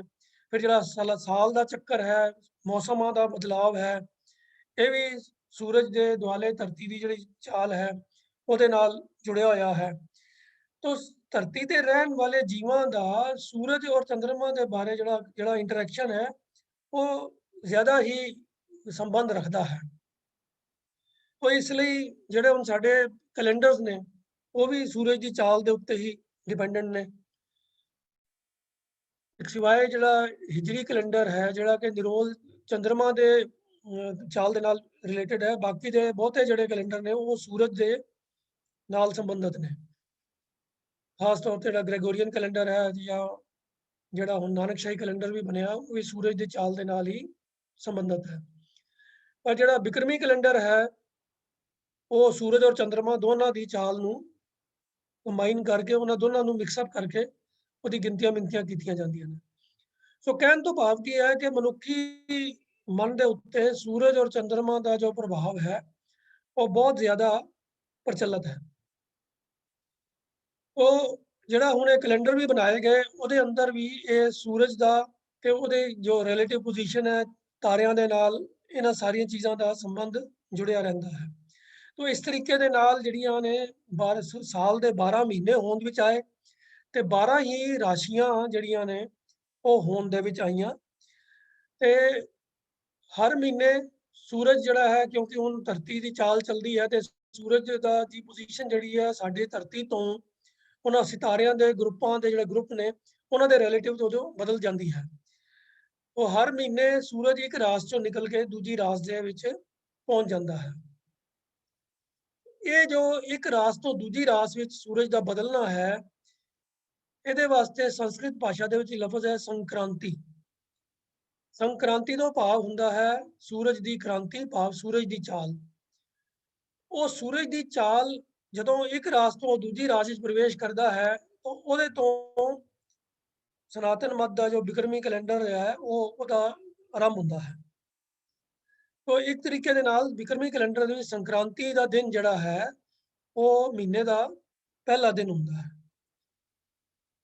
ਸੋ ਇਸ ਤਰੀਕੇ ਦੇ ਨਾਲ ਇਹ ਜੋ ਮਹੀਨੇ ਦੀ ਆਰੰਭਤਾ ਹੈ ਉਸ ਦਿਨ ਨੂੰ ਸੰਕ੍ਰਾਂਤੀ, ਜੋ ਪੰਜਾਬੀ ਜੋ ਦਾ ਵਿਗੜ ਕੇ ਰੂਪ ਬਣ ਗਿਆ ਸੰਗਰਾਂਦ, ਇਸ ਤਰੀਕੇ ਦੇ ਨਾਲ ਸਾਡੇ ਬੋਲਚਾਲ ਦੇ ਵਿੱਚ ਸਾਡੇ ਆਮ ਜੀਵਨ ਦੇ ਵਿੱਚ ਸੰਗਰਾਂਦ ਦਾ ਦਿਨ ਜਿਹੜਾ ਸੀਗਾ ਉਹਨੇ ਆਪਣੀ ਜਗ੍ਹਾ ਬਣਾ ਲਿੱਤੀ। ਬੇਸਿਕਲੀ ਇਹ ਜੋ ਭਾਰਤੀ ਵਿਕਰਮੀ ਕੈਲੰਡਰ ਹੈ ਇਹ ਉਸ ਕੈਲੰਡਰ ਦੇ 12 ਮਹੀਨਿਆਂ ਦਾ ਪਹਿਲਾ ਦਿਨ ਜਿਹੜਾ ਹੈ ਉਹ ਉਹਨੂੰ ਸੰਗਰਾਂਦ ਕਿਹਾ ਜਾਂਦਾ ਹੈ। ਹੋਰ ਇਹਦੇ ਵਿੱਚ ਕੋਈ ਪਵਿੱਤਰਤਾ ਜਾਂ ਅਪਵਿੱਤਰਤਾ ਜਾਂ ਕੋਈ ਸ਼ੁਭ ਜਾਂ ਅਸ਼ੁਭ ਵਾਲੀ ਕੋਈ ਗੱਲ ਨਹੀਂ ਹੈ। ਇਹ ਆਮ ਮਨੁੱਖੀ ਮਨ ਦਾ ਵੀ ਇੱਕ ਸਮਝੋ ਭਰਮ ਹੈ ਕਿ ਜਿਹੜੀ ਚੀਜ਼ ਦੀ ਸ਼ੁਰੂਆਤ ਚੰਗੀ ਹੋਵੇ ਉਹ ਕਹਿੰਦੇ ਹਨ ਜੀ well begin is half done. ਇਹ ਅੰਗਰੇਜ਼ੀ ਵਿੱਚ ਵੀ ਇੱਕ ਕਹਾਵਤ ਆਉਂਦੀ ਹੈ ਤੇ ਲੋਕਾਂ ਦੇ ਮਨਾਂ ਦੇ ਵਿੱਚ ਨਾ ਇੱਕ ਭਰਮ ਜਿਹਾ ਰਹਿੰਦਾ, ਜਿਨ੍ਹਾਂ ਦੇ ਖਾਸ ਤੌਰ ਤੇ ਜਿਨ੍ਹਾਂ ਲੋਕਾਂ ਨੂੰ ਸੈਲਫ ਕੌਨਫੀਡੈਂਸ ਦੀ ਕਮੀ ਹੁੰਦੀ ਹੈ, ਇਨਫੀਰੀਅਰਿਟੀ ਕੰਪਲੈਕਸ ਹੁੰਦਾ ਹੈ, ਉਹਨਾਂ ਦੇ ਮਨਾਂ ਦੇ ਵਿੱਚ ਨਾ ਇਹੋ ਜਿਹੇ ਕਈ ਤਰ੍ਹਾਂ ਦੇ ਭਰਮ ਹੁੰਦੇ ਹਨ ਕਿ ਇਹ ਸ਼ੁਭ ਸ਼ਗਨ ਹੈ, ਇਹ ਗੱਲ ਦੀ ਆਰੰਭਤਾ ਚੰਗੀ ਹੋਈ ਹੈ, ਇਹ ਤਾਂ ਹੁਣ ਕੰਮ ਚੰਗਾ ਹੋ ਹੀ ਜਾਏਗਾ। ਜਾਂ ਜੇ ਘਬਰਾਹਟ ਹੋਵੇ ਨਹੀਂ ਇਹ ਤਾਂ ਸ਼ਗਨ ਹੀ ਮਾੜਾ ਹੋ ਗਿਆ ਹੈ, ਇਹ ਤੇ ਆਰੰਭਤਾ ਚੰਗੀ ਨਹੀਂ ਹੋਈ, ਕਿਸੇ ਨੇ ਨਿਛ ਮਾਰਤੀ, ਹੁਣ ਤਾਂ ਕੰਮ ਵਿਗੜਿਆ ਹੀ ਵਿਗੜਿਆ। ਤੋ ਇਹ ਇਨਸਾਨੀ ਮਨ ਦੀਆਂ ਕਮਜ਼ੋਰੀਆਂ ਨੇ ਜਿਹਦੇ ਕਰਕੇ ਇਹੋ ਜਿਹੇ ਭਰਮ ਵਹਿਮ ਲੋਕਾਂ ਦੇ ਮਨਾਂ ਵਿੱਚ ਬੈਠ ਜਾਂਦੇ ਨੇ। ਉਸੇ ਤਰੀਕੇ ਦੇ ਭਰਮਾਂ ਦਾ ਹੀ ਇੱਕ ਹਿੱਸਾ ਹੈ ਕਿ ਮਹੀਨੇ ਦੀ ਸ਼ੁਰੂਆਤ ਚੰਗੀ ਹੋਣ ਦਾ ਮਨ ਦੇ ਵਿੱਚ ਇੱਕ ਭਰਮ ਬਣਿਆ ਰਹਿੰਦਾ ਹੈ ਕਿ ਜੇ ਮਹੀਨੇ ਦੀ ਸ਼ੁਰੂਆਤ ਚੰਗੀ ਹੋ ਜਾਏ ਸ਼ਾਇਦ ਮਹੀਨਾ ਸਾਰਾ ਚੰਗਾ ਲੰਘੇਗਾ। ਇਸੇ ਤਰੀਕੇ ਦਾ ਇਸ ਤੋਂ ਵੀ ਵੱਡਾ ਇੱਕ ਹੋਰ ਭਰਮ ਹੈ ਕਿ ਸਾਲ ਦੀ ਸ਼ੁਰੂਆਤ ਚੰਗੀ ਹੋ ਜਾਵੇ ਤੇ ਸਾਰਾ ਸਾਲ ਚੰਗਾ ਲੰਘੇਗਾ।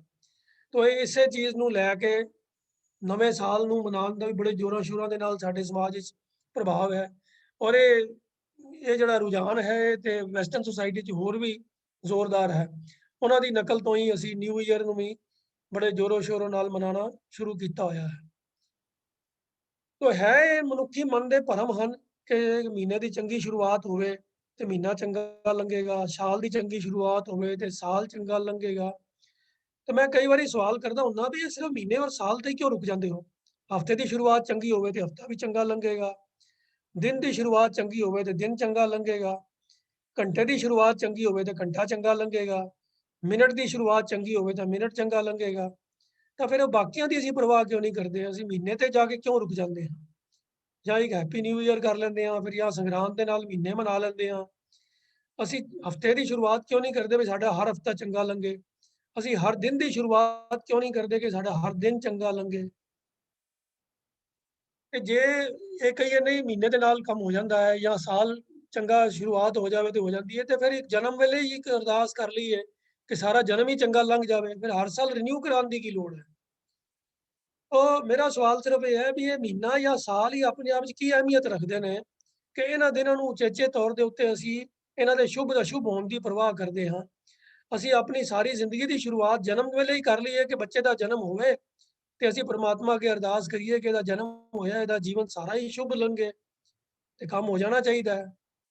ਤੇ ਜੇ ਉਹਦੇ ਨਾਲ ਨਹੀਂ ਹੁੰਦਾ, ਸਾਲ ਦੇ ਸਾਲ, ਮਹੀਨੇ ਤੇ ਮਹੀਨੇ ਉਹਦੇ ਸ਼ੁਭ ਅਸ਼ੁਭ ਦੀ ਫਿਕਰ ਕਰਨੀ ਪੈਂਦੀ ਹੈ, ਤਾਂ ਫਿਰ ਹੋ ਸਕਦਾ ਹੈ ਹਫ਼ਤੇ ਦੀ, ਦਿਨ ਦੀ, ਘੰਟੇ ਦੀ, ਮਿੰਟਾਂ ਦੀ ਵੀ ਪਰਵਾਹ ਕਰਨੀ ਚਾਹੀਦੀ ਹੈ ਸਾਨੂੰ। ਉਹ ਸਮਾਂ ਅਸੀਂ ਕਿਉਂ ਬਰਬਾਦ ਕਰ ਲੈਂਦੇ ਹਾਂ? ਕੀ ਗਾਰੰਟੀ ਹੈ ਕਿ ਜਿਹੜੀ ਮਹੀਨੇ ਦੇ ਆਰੰਭ ਵਿੱਚ ਕੀਤੀ ਹੋਈ ਅਰਦਾਸ ਹੈ ਉਹ ਪੂਰਾ ਮਹੀਨਾ ਵੈਲਿਡ ਰਹਿੰਦੀ ਹੈ ਕਿ ਨਹੀਂ ਰਹਿੰਦੀ? ਹੋ ਸਕਦਾ ਹੈ ਉਹ ਜਲਦੀ ਐਕਸਪਾਇਰ ਹੋ ਜਾਂਦੀ ਹੋਵੇ। ਉਹ ਖੈਰ, ਇਹ ਭਰਮ ਵਹਿਮ ਜਿਹੜੇ ਹਨ ਮਨੁੱਖੀ ਮਨ ਦੀ ਕਮਜ਼ੋਰੀਆਂ ਹਨ ਔਰ ਇਹ ਨਿਕਲਣੀਆਂ ਇੰਨੀਆਂ ਸੌਖੀਆਂ ਨਹੀਂ ਹੁੰਦੀਆਂ। ਹੁਣ ਸਵਾਲ ਪੈਦਾ ਹੁੰਦਾ ਹੈ ਕਿ ਜੇ ਵਾਕਈ ਹੀ ਇਹਨਾਂ ਦਿਨਾਂ ਦਾ ਗੁਰਮਤਿ ਦੇ ਵਿੱਚ ਕੋਈ ਸਥਾਨ ਨਹੀਂ ਹੈ, ਸ਼ੁਭ ਅਸ਼ੁਭ ਦਿਨ ਦੀ ਗੱਲ ਨਹੀਂ ਹੈ, ਤੇ ਗੁਰੂ ਸਾਹਿਬ ਨੇ 12 ਮਾਹ ਦੀ ਰਚਨਾ ਕੀਤੀ ਕਿਉਂ? ਕਈ ਪ੍ਰਚਾਰਕ, ਕਥਾਵਾਚਕ ਇਸ ਗੱਲ ਦੇ ਉੱਤੇ ਜ਼ੋਰ ਦਿੰਦੇ ਹਨ ਜੀ ਗੁਰੂ ਮਹਾਰਾਜ ਨੇ ਜੇ ਬਣਾਏ ਨੇ ਤਾਂ ਕਿਸੇ ਗੱਲ ਨੂੰ ਸੋਚ ਕੇ ਹੀ ਬਣਾਏ ਹੋਣਗੇ 12 ਮਾਹ।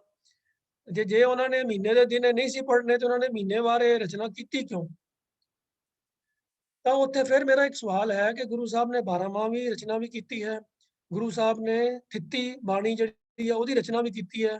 ਤੋ ਹਰ 15 ਥਿੱਤਾਂ ਦੇ ਉੱਤੇ ਇੱਕ ਇੱਕ ਥਿੱਤ ਦੇ ਨਾਲ ਬਾਣੀ ਦੀ ਰਚਨਾ ਹੋਈ ਹੈ। ਵਾਰ 7 ਜਿਹੜੀ ਹੈ ਉਹਦੀ ਰਚਨਾ ਵੀ ਹੈ। ਹਰ ਦਿਨ ਐਤਵਾਰ ਤੋਂ ਲੈ ਕੇ ਸ਼ਨੀਚਰਵਾਰ ਤੱਕ ਉਹ ਬਾਣੀ ਦੀ ਰਚਨਾ ਵੀ ਹੈ। ਇੱਕ ਬਾਣੀ ਆਉਂਦੀ ਹੈ ਰੁੱਤੀ, ਉਹ 6 ਰੁੱਤਾਂ ਦੀ ਗੱਲ ਕਰਦੀ ਹੈ, ਉਹਦੇ 'ਚ ਹਰ ਰੁੱਤ ਦੀ 6 ਰੁੱਤਾਂ ਦੀ ਗੱਲ ਵੀ ਕੀਤੀ ਗਈ ਹੈ। ਫਿਰ ਇੱਕ ਬਾਣੀ ਹੈ ਪਹਿਰੇ, ਉਹਦੇ 'ਚ 4 ਪਹਿਰਾਂ ਦੀ ਗੱਲ ਆਉਂਦੀ ਹੈ।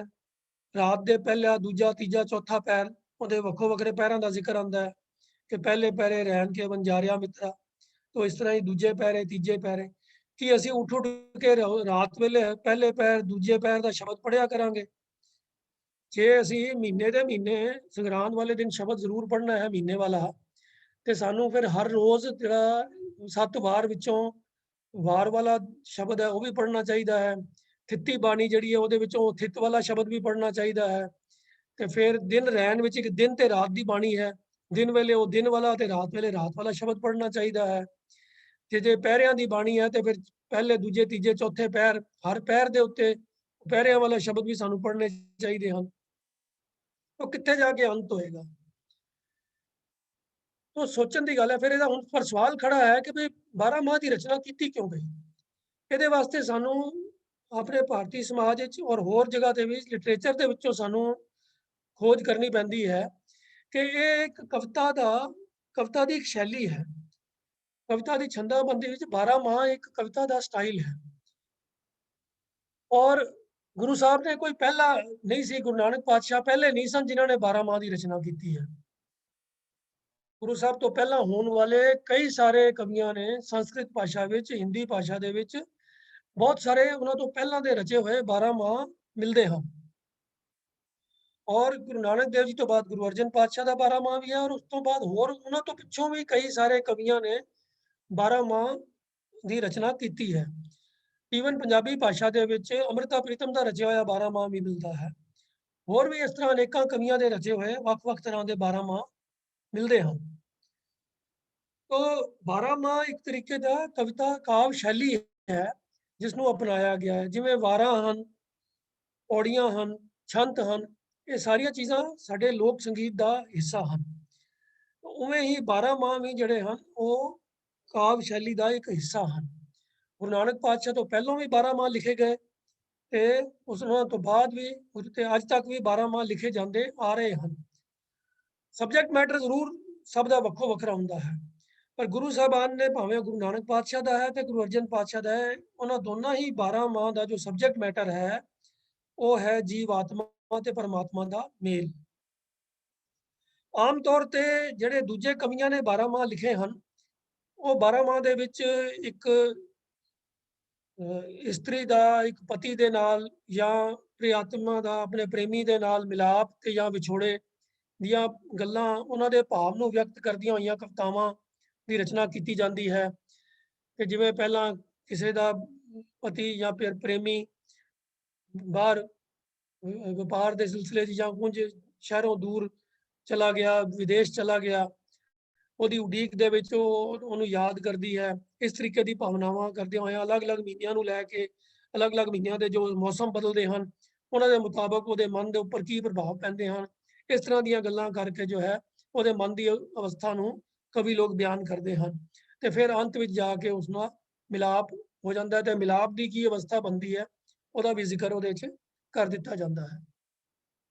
तो एक इंसानी मानसिक अवस्था, इंसानी इमोशंस ਨੂੰ ਡਿਸਕ੍ਰਾਈਬ ਕਰਨ ਵਾਸਤੇ ਇਹ ਕਾਵਿ ਸ਼ੈਲੀ ਵਰਤੀ ਜਾਂਦੀ ਆ ਰਹੀ ਹੈ ਬੜੇ ਪੁਰਾਣੇ ਚਿਰ ਤੋਂ। ਗੁਰੂ ਸਾਹਿਬਾਨ ਨੇ ਇਸ ਕਾਵਿ ਸ਼ੈਲੀ ਨੂੰ ਜੋ ਹੈ ਜੀਵ ਆਤਮਾ ਤੇ ਪਰਮਾਤਮਾ ਦੇ ਵਿਛੋੜੇ ਤੇ ਫਿਰ ਮਿਲਾਪ, ਇਹਨਾਂ ਨੂੰ ਡਿਸਕ੍ਰਾਈਬ ਕਰਨ ਵਾਸਤੇ ਇਹਨਾਂ ਦਾ ਇਸਤੇਮਾਲ ਕੀਤਾ ਹੈ। ਇਹ ਤੁਹਾਨੂੰ ਕਿਤੇ ਵੀ ਸਾਰੇ ਦੋਨੋਂ 12 ਮਾਹ ਦੇ ਵਿੱਚ ਕਿਤੇ ਵੀ ਇਹ ਗੱਲ ਪੜਨ ਨੂੰ ਨਹੀਂ ਮਿਲੇਗੀ ਕਿ ਜੇ ਫਲਾਣਾ ਮਹੀਨਾ ਚੇਤ ਦਾ ਮਹੀਨਾ ਹੈ ਤੇ ਇਹ ਵਾਲੇ ਕੰਮ ਕਰਨੇ ਨੇ ਤੇ ਦੂਜੇ ਕੰਮ ਨਹੀਂ ਕਰਨੇ, ਜਾਂ ਜੇ ਵਿਸਾਖ ਦਾ ਮਹੀਨਾ ਆਇਆ ਹੈ ਤੇ ਫਲਾਣਾ ਕੰਮ ਕਰਨਾ ਹੈ, ਫਲਾਣਾ ਕੰਮ ਨਹੀਂ ਕਰਨਾ, ਫਲਾਣੇ ਮਹੀਨੇ ਵਿਆਹ ਨਹੀਂ ਕਰਨਾ ਜਾਂ ਫਲਾਣੇ ਮਹੀਨੇ ਕੋਈ ਨਵਾਂ ਕੰਮ ਨਹੀਂ ਸ਼ੁਰੂ ਕਰਨਾ ਜਾਂ ਫਲਾਣੇ ਮਹੀਨੇ ਕੋਈ ਸ਼ੁਭ ਕੰਮ ਨਹੀਂ ਕਰਨੇ, ਇਹੋ ਜਿਹੀ ਕੋਈ ਗੱਲ ਕਿਤੇ ਨਹੀਂ ਮਿਲੇਗੀ। ਹਾਲਾਂਕਿ ਸਾਡੇ ਸਮਾਜ ਦੇ ਵਿੱਚ ਗੁਆਂਢੀਆਂ ਦੇ ਕੋਲੋਂ ਅਪਣਾਏ ਹੋਏ ਬੜੇ ਤਰ੍ਹਾਂ ਦੇ ਵਹਿਮ ਨੇ। ਬੜੇ ਲੋਕੀ ਨੇ ਸਾਡੇ ਸਮਾਜ ਵਿੱਚ ਵੀ, ਸਿੱਖਾਂ ਦੇ ਘਰਾਂ 'ਚ ਵੀ, ਜਿਹੜੇ ਸਰਾਧਾਂ ਦੇ ਦਿਨਾਂ 'ਚ, ਜਿਹੜੇ ਅੱਸੂ ਦੇ ਮਹੀਨੇ 'ਚ ਵਿਆਹ ਆਉਂਦੇ, ਸਰਾਧ ਆਉਂਦੇ ਨੇ, ਉਹਨਾਂ ਦਿਨਾਂ 'ਚ ਵਿਆਹ ਜਾਂ ਖੁਸ਼ੀ ਦਾ ਕੋਈ ਸਮਾਗਮ ਨਹੀਂ ਰੱਖਦੇ। ਵਹਿਮ ਭਾਵੇਂ ਗੁਆਂਢੀਆਂ ਤੋਂ ਆਇਆ ਹੈ ਪਰ ਲੋਕਾਂ ਦੇ ਮਨਾਂ 'ਚ ਬੈਠੇ ਹੋਏ ਨੇ, ਉਹ ਨਹੀਂ ਕਰਦੇ। ਕਈਆਂ ਦੇ ਵਿੱਚ ਹੈ ਕਿ ਉਹ ਪੋਹ ਦੇ ਮਹੀਨੇ 'ਚ ਵੀ ਵਿਆਹ ਨਹੀਂ ਕਰਦੇ। ਉਹ ਰੀਜ਼ਨ ਭਾਵੇਂ ਜੋ ਮਰਜ਼ੀ ਬਣਾ ਲੈਂਦੇ ਹਨ, ਪਰ ਉਹ ਭਰਮ ਵਹਿਮ ਜਿਹੜੇ ਨੇ ਉਹ ਗੁਆਂਢੀਆਂ ਤੋਂ ਆਏ ਹੋਏ ਹਨ ਔਰ ਉਹ ਨਹੀਂ ਕਰਦੇ। ਹਿੰਦੂ ਮਤ ਦੇ ਵਿੱਚ ਤਾਂ ਹਰ ਕਰਮ ਜਿਹੜਾ ਹੈ ਬ੍ਰਾਹਮਣ ਕੋਲੋਂ ਪੁੱਛ ਕੇ ਸ਼ੁਭ ਅਸ਼ੁਭ ਮਹੂਰਤ ਦੀ ਵਿਚਾਰ ਕਰਕੇ ਤਾਂ ਡਿਸਾਈਡ ਕੀਤਾ ਜਾਂਦਾ ਹੈ। ਤੇ ਉਹਨਾਂ ਦੇ ਤਾਂ ਕਈ ਵਾਰੀ ਤਾਰੇ ਡੁੱਬਦੇ ਰਹਿੰਦੇ ਹਨ, ਜਿਹੜਾ ਕਦੀ ਗ੍ਰਹਿ ਉਹਨਾਂ ਦੇ ਮਾੜੇ ਚੰਗੇ ਆ ਜਾਂਦੇ ਹਨ ਤੇ ਉਦੋਂ ਉਹਨਾਂ ਨੇ ਕਈ ਵਾਰੀ ਐਸਾ ਟਾਈਮ ਵੀ ਹੁੰਦਾ ਹੈ ਜਦ ਕਈ ਮਹੀਨੇ ਲਗਾਤਾਰ, ਮਹੀਨਾ 2 ਮਹੀਨੇ ਲਗਾਤਾਰ ਵੀ ਉਹਨਾਂ ਤੇ ਬੈਨ ਲੱਗ ਜਾਂਦਾ ਹੈ ਵੀ ਵਿਆਹ ਸ਼ਾਦੀ ਨਹੀਂ ਕਰਨੀ, ਕੋਈ ਸ਼ੁਭ ਕੰਮ ਨਹੀਂ ਕਰਨਾ। ਉਹ ਇਸ ਤਰੀਕੇ ਦੇ ਭਰਮ ਵਹਿਮ ਜਿਹੜੇ ਨੇ ਉਹ ਲੋਕਾਂ ਦੇ ਮਨਾਂ 'ਚ ਬੈਠੇ ਰਹਿੰਦੇ ਨੇ। ਹਾਲਾਂਕਿ ਜਿਸ ਬਾਣੀ ਦਾ ਪਾਠ ਇਸ ਸੰਗਰਾਂਦ ਵਾਲੇ ਦਿਨ ਸ਼ੁਭ ਦਿਹਾੜਾ ਮੰਨ ਕੇ ਮਹੀਨੇ ਦੀ ਚੰਗੀ ਸ਼ੁਰੂਆਤ ਕਰਨ ਦੀ ਨੀਅਤ ਦੇ ਨਾਲ ਸੁਣਿਆ ਜਾਂਦਾ ਹੈ, ਪੜ੍ਹਿਆ ਜਾਂਦਾ ਹੈ, ਉਸ ਬਾਣੀ ਦੇ ਵਿੱਚ ਕਿਤੇ ਵੀ ਸਮੇਂ ਦੇ ਸ਼ੁਭ ਅਸ਼ੁਭ ਹੋਣ ਦੀ ਗੱਲ ਜਾਂ ਕਿਸੇ ਸਗਨ ਅਪਸਗਨ ਦੀ ਗੱਲ ਨਹੀਂ ਦੱਸੀ ਗਈ। ਸਾਰੀ ਬਾਣੀ ਦੇ ਅੰਦਰ ਕੇਵਲ ਤੇ ਕੇਵਲ ਪ੍ਰਭੂ ਪਰਮਾਤਮਾ ਦੀ ਸਿਫਤ ਸਲਾਹ ਦੀ ਗੱਲ ਕੀਤੀ ਗਈ ਹੈ। ਜੀਵ ਆਤਮਾ ਜੋ ਪਰਮਾਤਮਾ ਤੋਂ ਵਿਛੜੀ ਹੋਈ ਹੈ, ਉਸਦੀ ਜੋ ਅਵਸਥਾ ਹੈ ਉਹਦਾ ਵਰਣਨ ਕੀਤਾ ਗਿਆ ਹੈ। ਪਰ ਇਹ ਸਭ ਕੁਝ ਹੋਣ ਦੇ ਬਾਵਜੂਦ ਵੀ ਸਾਡੇ ਮਨਾਂ ਦੇ ਵਿੱਚੋਂ ਇਹ ਭਰਮ ਵਹਿਮ ਨਿਕਲਦੇ ਨਹੀਂ ਹਨ। ਔਰ ਹੈਰਾਨੀ ਦੀ ਗੱਲ ਇਹ ਹੈ ਕਿ ਖਾਸ ਤੌਰ ਤੇ ਜਿਹੜੇ ਪੁਰਾਣੇ ਵਿਚਾਰਧਾਰਾ ਵਾਲੇ ਲੋਕ ਸਨ, ਹੁਣ ਵੀ ਕਈ ਐਸੇ ਲੋਕ ਹਨ ਕਿ ਜਦੋਂ ਗੁਰਦੁਆਰਿਆਂ ਦੇ ਅੰਦਰ ਦੀਵਾਨ ਦੀ ਸਮਾਪਤੀ ਵੇਲੇ ਗੁਰੂ ਮਹਾਰਾਜ ਤੋਂ ਹੁਕਮ ਲਿਆ ਜਾਂਦਾ ਹੈ, ਫਿਰ ਉਹਦੇ ਨਾਲ ਮਹੀਨੇ ਵਾਲਾ ਜਿਹੜਾ ਸੰਬੰਧਿਤ ਸ਼ਬਦ ਹੈ ਉਹਦਾ ਵੀ ਪਾਠ ਕੀਤਾ ਜਾਂਦਾ ਹੈ ਤੇ ਉਹ ਪੂਰਾ ਸ਼ਬਦ ਦਾ ਪਾਠ ਵੀ ਨਹੀਂ ਸੁਣਦੇ। ਮਹੀਨੇ ਦਾ ਨਾਮ ਬੋਲਿਆ ਜਾਂਦਾ ਹੈ, ਜਿਵੇਂ ਆ ਗਿਆ ਵਿਸਾਖ ਧੀਰਨ ਕਿਉਂ ਵਾਢੀਆਂ, ਉਹ ਬਸ ਇੰਨੀ ਲਾਈਨ ਹੀ ਸੁਣਨਗੇ ਤੇ ਵਾਹਿਗੁਰੂ ਵਾਹਿਗੁਰੂ ਕਰਦੇ ਉੱਠ ਕੇ ਮੱਥਾ ਟੇਕ ਕੇ ਤੁਰ ਪੈਣਗੇ, ਲਓ ਜੀ ਮਹੀਨਾ ਸੁਣ ਲਿਆ, ਸਾਡਾ ਕੰਮ ਤੇ ਹੋ ਗਿਆ। ਉਹ ਇਹ ਜੋ ਸਾਡੇ ਮਨਾਂ ਦੇ ਵਿੱਚ ਇਸ ਤਰੀਕੇ ਦੇ ਭਰਮ ਵਹਿਮ ਪਏ ਹੋਣ, ਇਹ ਸਾਡੀ ਅਗਿਆਨਤਾ ਦਾ ਹੀ ਸੂਚਕ ਹਨ ਕਿ ਅਸੀਂ ਬਾਣੀ ਦੇ ਅਰਥ ਭਾਵਾਂ ਦੇ ਨਾਲ ਜੁੜਨ ਦੀ ਬਜਾਏ ਬਾਣੀ ਨੂੰ ਵੀ ਸ਼ੁਭ ਅਸ਼ੁਭ ਮੂਰਤਾਂ ਦੇ ਨਾਲ ਜੋੜ ਕੇ ਤੇ ਚੰਗੇ ਮਾੜੇ ਸਗਨਾਂ ਦੇ ਨਾਲ ਜੋੜ ਕੇ ਅਸੀਂ ਦੇਖਦੇ ਹਾਂ। ਤੋ ਇਹਨਾਂ ਜਿਹੜੇ ਲੋਕ ਵੀ ਘੱਟੋ ਘੱਟ ਬਾਣੀ ਦੇ ਵਿਚਾਰ ਦੇ ਨਾਲ ਜੁੜਦੇ ਹਨ, ਉਹਨਾਂ ਨੂੰ ਤਾਂ ਜ਼ਰੂਰ ਇਸ ਤਰੀਕੇ ਦੇ ਭਰਮ ਵਹਿਮਾਂ ਤੋਂ ਆਪਣੇ ਆਪ ਨੂੰ ਬਚਾ ਕੇ ਰੱਖਣਾ ਚਾਹੀਦਾ ਹੈ। ਗੱਲ ਚੱਲ ਰਹੀ ਸੀ ਸੂਰਜ ਦੇ ਪ੍ਰਭਾਵ ਦੀ। ਤੋ ਇਹ ਜਿਹੜਾ ਸੰਗਰਾਂਦ ਵਾਲਾ ਦਿਨ ਹੈ, ਇਹ ਜਿਵੇਂ ਕਿ ਦੱਸਿਆ ਹੈ ਕਿ ਸੂਰਜ ਦਾ ਇੱਕ ਰਾਸ਼ੀ ਜੋ ਦੂਜੀ ਰਾਸ਼ੀ 'ਚ ਪ੍ਰਵੇਸ਼ ਕਰਦਾ ਹੈ ਤੇ ਉਹ ਨਵਾਂ ਜੋ ਦਿਨ ਹੁੰਦਾ ਹੈ ਉਹਦਾ ਉਸ ਤੋਂ ਸੰਗਰਾਂਦ ਬਣਿਆ ਜਾਂਦਾ ਹੈ।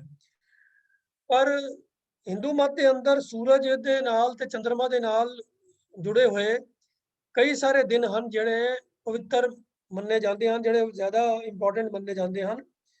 ਤੋ ਉਹ ਖਾਸ ਤੌਰ ਤੇ 10 ਪੁਰਬ ਮੰਨੇ ਜਾਂਦੇ ਹਨ, ਜਿਹੜੇ ਜਿਨ੍ਹਾਂ ਦਾ ਗੁਰਬਾਣੀ 'ਚ ਵੀ ਜ਼ਿਕਰ ਆਉਂਦਾ 10 ਪੁਰਬ ਸਦਾ ਦਸਾਹਰਾ ਕਰਕੇ ਬਾਣੀ 'ਚ ਪੰਕਤੀ ਆਉਂਦੀ ਹੈ। ਤੋ ਉਹਨਾਂ ਦਾ ਰੈਫਰੈਂਸ ਐਗਜ਼ਾਮਪਲ ਦੇ ਤੌਰ ਦੇ ਉੱਤੇ ਗੁਰਬਾਣੀ 'ਚ ਵੀ ਆਇਆ ਹੈ। ਇਹ 10 ਦਿਨ ਜਿਹੜੇ ਉਹਨਾਂ ਦੇ ਮਤ ਦੇ ਮੁਤਾਬਕ ਜਿਹੜੇ ਇੰਪੋਰਟੈਂਟ ਮੰਨੇ ਜਾਂਦੇ ਹਨ, ਉਹ ਹੈ ਇੱਕ ਸੂਰਜ ਗ੍ਰਹਿਣ, ਚੰਦਰ ਗ੍ਰਹਿਣ, ਮੱਸਿਆ, ਪੂਰਨਮਾਸ਼ੀ, ਚਾਨਣਾ ਐਤਵਾਰ। ਇਹ ਚਾਨਣਾ ਐਤਵਾਰ ਮਤਲਬ ਐਤਵਾਰ ਹੋ ਗਿਆ ਸੂਰਜ ਦੇ ਪ੍ਰਭਾਵ ਦੇ ਅਧੀਨ ਜਿਹੜਾ ਗਿਣਤੀ ਹੁੰਦੀ ਹੈ, ਤੇ ਚਾਨਣਾ ਮੀਨਸ ਪੂਰਨਮਾਸ਼ੀ ਵਾਲਾ, ਜਿਸ ਐਤਵਾਰ ਨੂੰ ਪੂਰਨਮਾਸ਼ੀ ਆ ਜਾਵੇ ਉਹਨੂੰ ਚਾਨਣਾ ਐਤਵਾਰ ਕਹਿੰਦੇ ਹਨ ਔਰ ਉਹਨੂੰ ਵੀ ਵਿਸ਼ੇਸ਼ ਮੰਨਦੇ ਹਨ। ਫਿਰ ਸੰਗਰਾਂਦ, 2 ਇਕਾਦਸ਼ੀਆਂ ਯਾਨੀ ਜਿਹੜੀਆਂ ਚੰਦਰਮਾ ਦੀਆਂ ਥਿੱਤਾਂ ਨੇ ਮੱਸਿਆ ਤੋਂ ਲੈ ਕੇ ਪੂਰਨਮਾਸ਼ੀ ਤੱਕ ਤੇ ਪੂਰਨਮਾਸ਼ੀ ਤੋਂ ਮੱਸਿਆ ਤੱਕ ਇਹ 15-15 ਥਿੱਤਾਂ ਆਉਂਦੀਆਂ ਨੇ। ਉਹਨਾਂ ਦੇ ਵਿੱਚ 2 ਇਕਾਦਸ਼ੀਆਂ, ਇਕਾਦਸ਼ੀ ਮਤਲਬ 11 ਤਰੀਕ, 1 ਜਮਾ 10 ਇਹ 11 ਦਾ ਭਾਵ ਹੁੰਦਾ ਹੈ, ਤੇ 2 ਅਸ਼ਟਮੀਆਂ ਭਾਵ 8ਵੀਂ ਤਰੀਕ। ਯਾਨੀ ਚੰਦਰਮਾ ਦੀ ਚਾਲ ਦੇ ਮੁਤਾਬਕ ਪੂਰਨਮਾਸ਼ੀ ਤੋਂ ਲੈ ਕੇ ਮੱਸਿਆ ਤੱਕ ਇੱਕ 8ਵੀਂ ਤੇ ਇੱਕ ਇਕਾਦਸ਼ੀ, ਇਹ 2 ਦਿਨ, ਤੇ ਫਿਰ ਮੱਸਿਆ ਤੋਂ ਪੂਰਨਮਾਸ਼ੀ ਵੀ ਫਿਰ 8ਵੀਂ ਤੇ ਇਕਾਦਸ਼ੀ 11 ਤਰੀਕ। ਇਹ 2 ਦਿਨ ਜਿਹੜੇ ਨੇ ਇਹ ਵੀ ਪਵਿੱਤਰ ਮੰਨੇ ਜਾਂਦੇ ਨੇ। ਇਸ ਤਰ੍ਹਾਂ ਇਹ ਕਰਕੇ ਕੁੱਲ 10 ਦਿਨ ਨੇ ਜਿਹੜੇ ਸੂਰਜ ਦੇਵਤਾ ਤੇ ਚੰਦਰ ਦੇਵਤੇ ਨੂੰ ਮੰਨ ਕੇ ਜਿਹੜੇ ਨੇ ਮਹਾਨ ਮੰਨੇ ਜਾਂਦੇ ਨੇ। ਤੇ ਇਹਨਾਂ ਦੇ ਵਿੱਚੋਂ 2 ਦਿਨ ਨੇ ਜਿਹੜੇ ਸੂਰਜ ਗ੍ਰਹਿਣ ਤੇ ਸੰਗਰਾਂਦ, ਇਹ ਸੂਰਜ ਦੇਵਤੇ ਨਾਲ ਸੰਬੰਧ ਰੱਖਦੇ ਨੇ। ਚਾਨਣਾ ਐਤਵਾਰ ਜਿਹੜਾ ਹੈ ਯਾਨੀ ਪੂਰਨਮਾਸ਼ੀ ਵਾਲਾ ਐਤਵਾਰ, ਉਹ ਸੂਰਜ ਤੇ ਚੰਦਰਮਾ ਦੋਵਾਂ ਨਾਲ ਸੰਬੰਧ ਰੱਖਦਾ ਹੈ। ਤੇ ਬਾਕੀ ਦੇ ਦਿਨ ਜਿਹੜੇ ਹਨ ਉਹ ਚੰਦਰਮਾ ਦੇ ਨਾਲ ਹੀ ਸੰਬੰਧ ਰੱਖਦੇ ਹਨ, ਚਾਹੇ ਉਹ ਚੰਦਰਮ ਗ੍ਰਹਿਣ ਹੈ, ਮੱਸਿਆ ਹੈ, ਪੁੰਨਿਆ ਹੈ, ਇਕਾਦਸ਼ੀਆਂ ਤੇ ਅਸ਼ਟਮੀਆਂ ਹਨ। ਇਹ ਸਾਰੇ ਦਿਨ ਚੰਦਰਮਾ ਦੇ ਨਾਲ ਸੰਬੰਧ ਰੱਖਦੇ ਹਨ।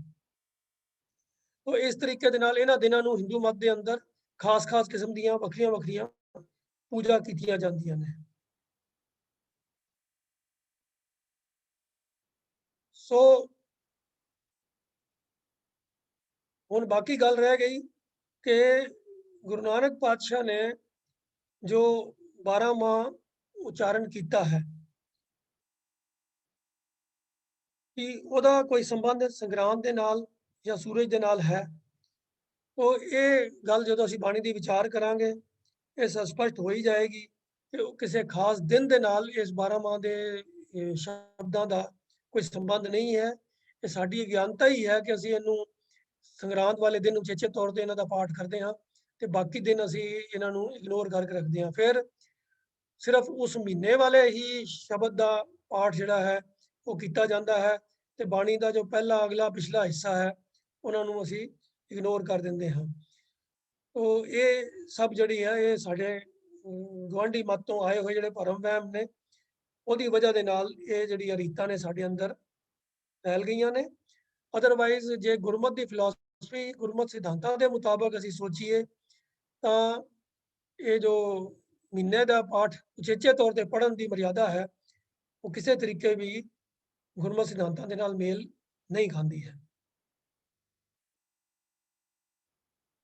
ਸੰਗਰਾਂਦ ਵਾਲੇ ਦਿਨ ਕੁਝ ਹੋਰ ਵੀ ਇਹ ਕੁਝ ਲੋਕੀ ਜਸਟੀਫਿਕੇਸ਼ਨ ਦਿੰਦੇ ਹਨ ਕਿ ਇਹ ਹਰਜ ਕੀ ਹੈ ਜੀ, ਚਲੋ ਹੁੰਦਾ ਤੇ ਬਾਣੀ ਦਾ ਹੀ ਪਾਠ ਹੈ ਨਾ ਜੀ। ਦੂਜੀ ਗੱਲ ਕਿ ਸੰਗਰਾਂਦ ਦੇ ਉਚੇਚੇ ਦੀਵਾਨ ਕੀਤੇ ਜਾਂਦੇ ਹਨ, ਉਚੇਚੇ ਸਮਾਗਮ ਗੁਰਦੁਆਰਿਆਂ 'ਚ ਕੀਤੇ ਜਾਂਦੇ ਹਨ ਤੇ ਲੋਕੀ ਇਹਦੀ ਜਸਟੀਫਿਕੇਸ਼ਨ 'ਚ ਖਾਸ ਤੌਰ ਤੇ ਪ੍ਰਬੰਧਕ ਕਲਾਸ ਵੱਲੋਂ ਇਹ ਆਰਗੂਮੈਂਟ ਦਿੱਤਾ ਜਾਂਦਾ ਹੈ ਜੀ ਕਿ ਇਸੇ ਭੱਜ ਸੰਗਤ ਜ਼ਿਆਦਾ ਜੁੜਦੀ ਹੈ, ਲੋਕੀ ਬਾਣੀ ਨਾਲ ਹੀ ਜੁੜਦੇ ਹਨ ਤਾਂ ਨੁਕਸਾਨ ਕੀ ਹੈ। ਉਹ ਸੋਚਣ ਵਾਲੀ ਗੱਲ ਇਹ ਹੈ ਕਿ ਕਿਸੇ ਭਰਮ ਵਹਿਮ ਨੂੰ ਪ੍ਰਮੋਟ ਕਰਨ ਵਾਸਤੇ ਸੰਗਤ ਜੋੜੀ ਜਾਵੇ ਤਾਂ ਇਹ ਆਪਣੇ ਆਪ ਵਿੱਚ ਕੋਈ ਸਿਆਣਪ ਵਾਲੀ ਗੱਲ ਨਹੀਂ ਹੈ।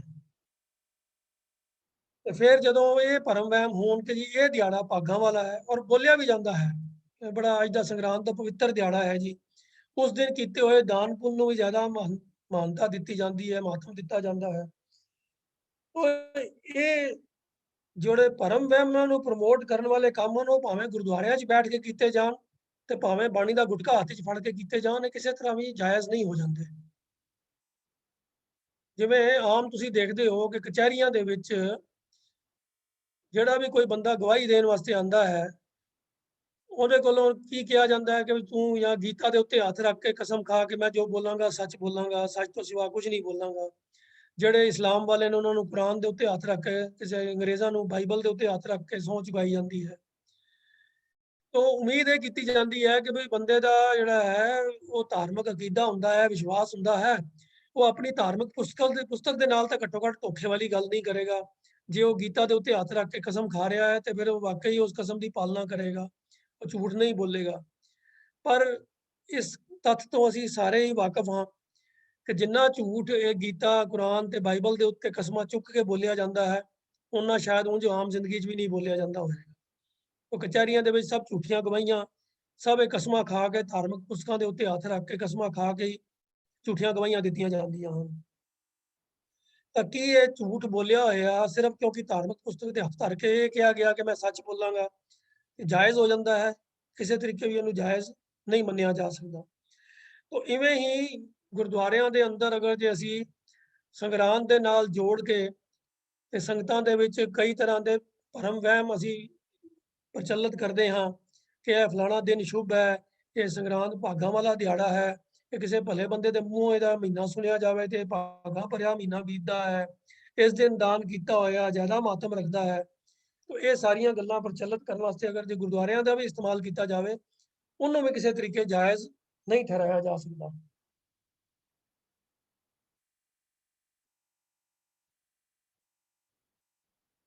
ਔਰ ਇਸ ਤੋਂ ਇੱਕ ਹੋਰ ਬੜੀ ਹੈਰਾਨ ਕਰ ਦੇਣ ਵਾਲੀ ਗੱਲ ਦੇਖਣੀ ਚਾਹੀ ਹੈ, ਜਿਹੜੇ ਬੰਦੇ ਵੀ ਗੁਰੂ ਗ੍ਰੰਥ ਸਾਹਿਬ ਜੀ ਤੋਂ ਸਹਿਜ ਪਾਠ ਕਰਦੇ ਹਨ, ਉਹਨਾਂ ਨੇ ਜ਼ਰੂਰ ਨੋਟਿਸ ਕੀਤਾ ਹੋਵੇਗਾ ਕਿ ਜੋ ਗੁਰੂ ਗ੍ਰੰਥ ਸਾਹਿਬ ਜੀ ਦੇ ਬੀੜ ਦੇ ਅੰਦਰ ਜਦੋਂ ਵੀ ਕੋਈ ਨਵਾਂ ਰਾਗ ਆਰੰਭ ਹੁੰਦਾ ਹੈ ਨਾ, ਤਾਂ ਉਹਦੇ ਪੰਨੇ ਨੂੰ ਜ਼ਿਆਦਾ ਸਮਝੋ ਸਜਾ ਕੇ ਉਹਦੇ ਵਿੱਚ ਵੱਡੇ ਵੱਡੇ ਅੱਖਰਾਂ 'ਚ ਮੂਲ ਮੰਤਰ ਲਿਖ ਕੇ ਪੰਨੇ ਦਾ ਰੰਗ ਵੱਖਰਾ ਕਰਕੇ ਜਿਹੜਾ ਹੈ ਨਾ ਉਹ ਪ੍ਰਿੰਟ ਕੀਤਾ ਜਾਂਦਾ ਹੈ, ਤਾਂ ਕਿ ਨਵੇਂ ਰਾਗ ਦੀ ਆਰੰਭਤਾ ਜਿਹੜੀ ਹੈ ਨਾ ਉਹ ਲੋਕਾਂ ਨੂੰ ਸਹਿਜੇ ਹੀ ਲੱਭਣ 'ਚ ਦਿੱਕਤ ਨਾ ਆਵੇ ਤੇ ਉਹ ਉਸ ਤਰੀਕੇ ਦੇ ਨਾਲ ਜਿਹੜਾ ਹੈ ਉਸ ਰਾਗ ਦੀ ਆਰੰਭਤਾ ਵਾਲਾ ਪੰਨੇ ਨੂੰ ਵਿਸ਼ੇਸ਼ ਸਥਾਨ ਦਿੱਤਾ ਜਾਂਦਾ ਹੈ। ਜਿੰਨੇ ਪ੍ਰਾਈਵੇਟ ਪਬਲਿਸ਼ਰ ਸਨ ਖਾਸ ਤੌਰ ਤੇ ਪਹਿਲੇ ਜ਼ਮਾਨੇ ਵਿੱਚ, ਤੇ ਈਵਨ ਹੀ ਸ਼੍ਰੋਮਣੀ ਕਮੇਟੀ ਨੇ ਵੀ ਜਿਹੜਾ ਹੈ ਬੜਾ ਚਿਰ ਐਸੀਆਂ ਬੀੜਾਂ ਦੀ ਛਪਾਈ ਕੀਤੀ ਹੈ ਜਿਹਦੇ ਵਿੱਚ 12 ਮਾਹ ਵਾਲਾ ਜਿਹੜਾ ਪੰਨਾ ਹੈ ਉਹਦਾ ਈਵਨ ਮਾਝ ਰਾਗ ਦਾ,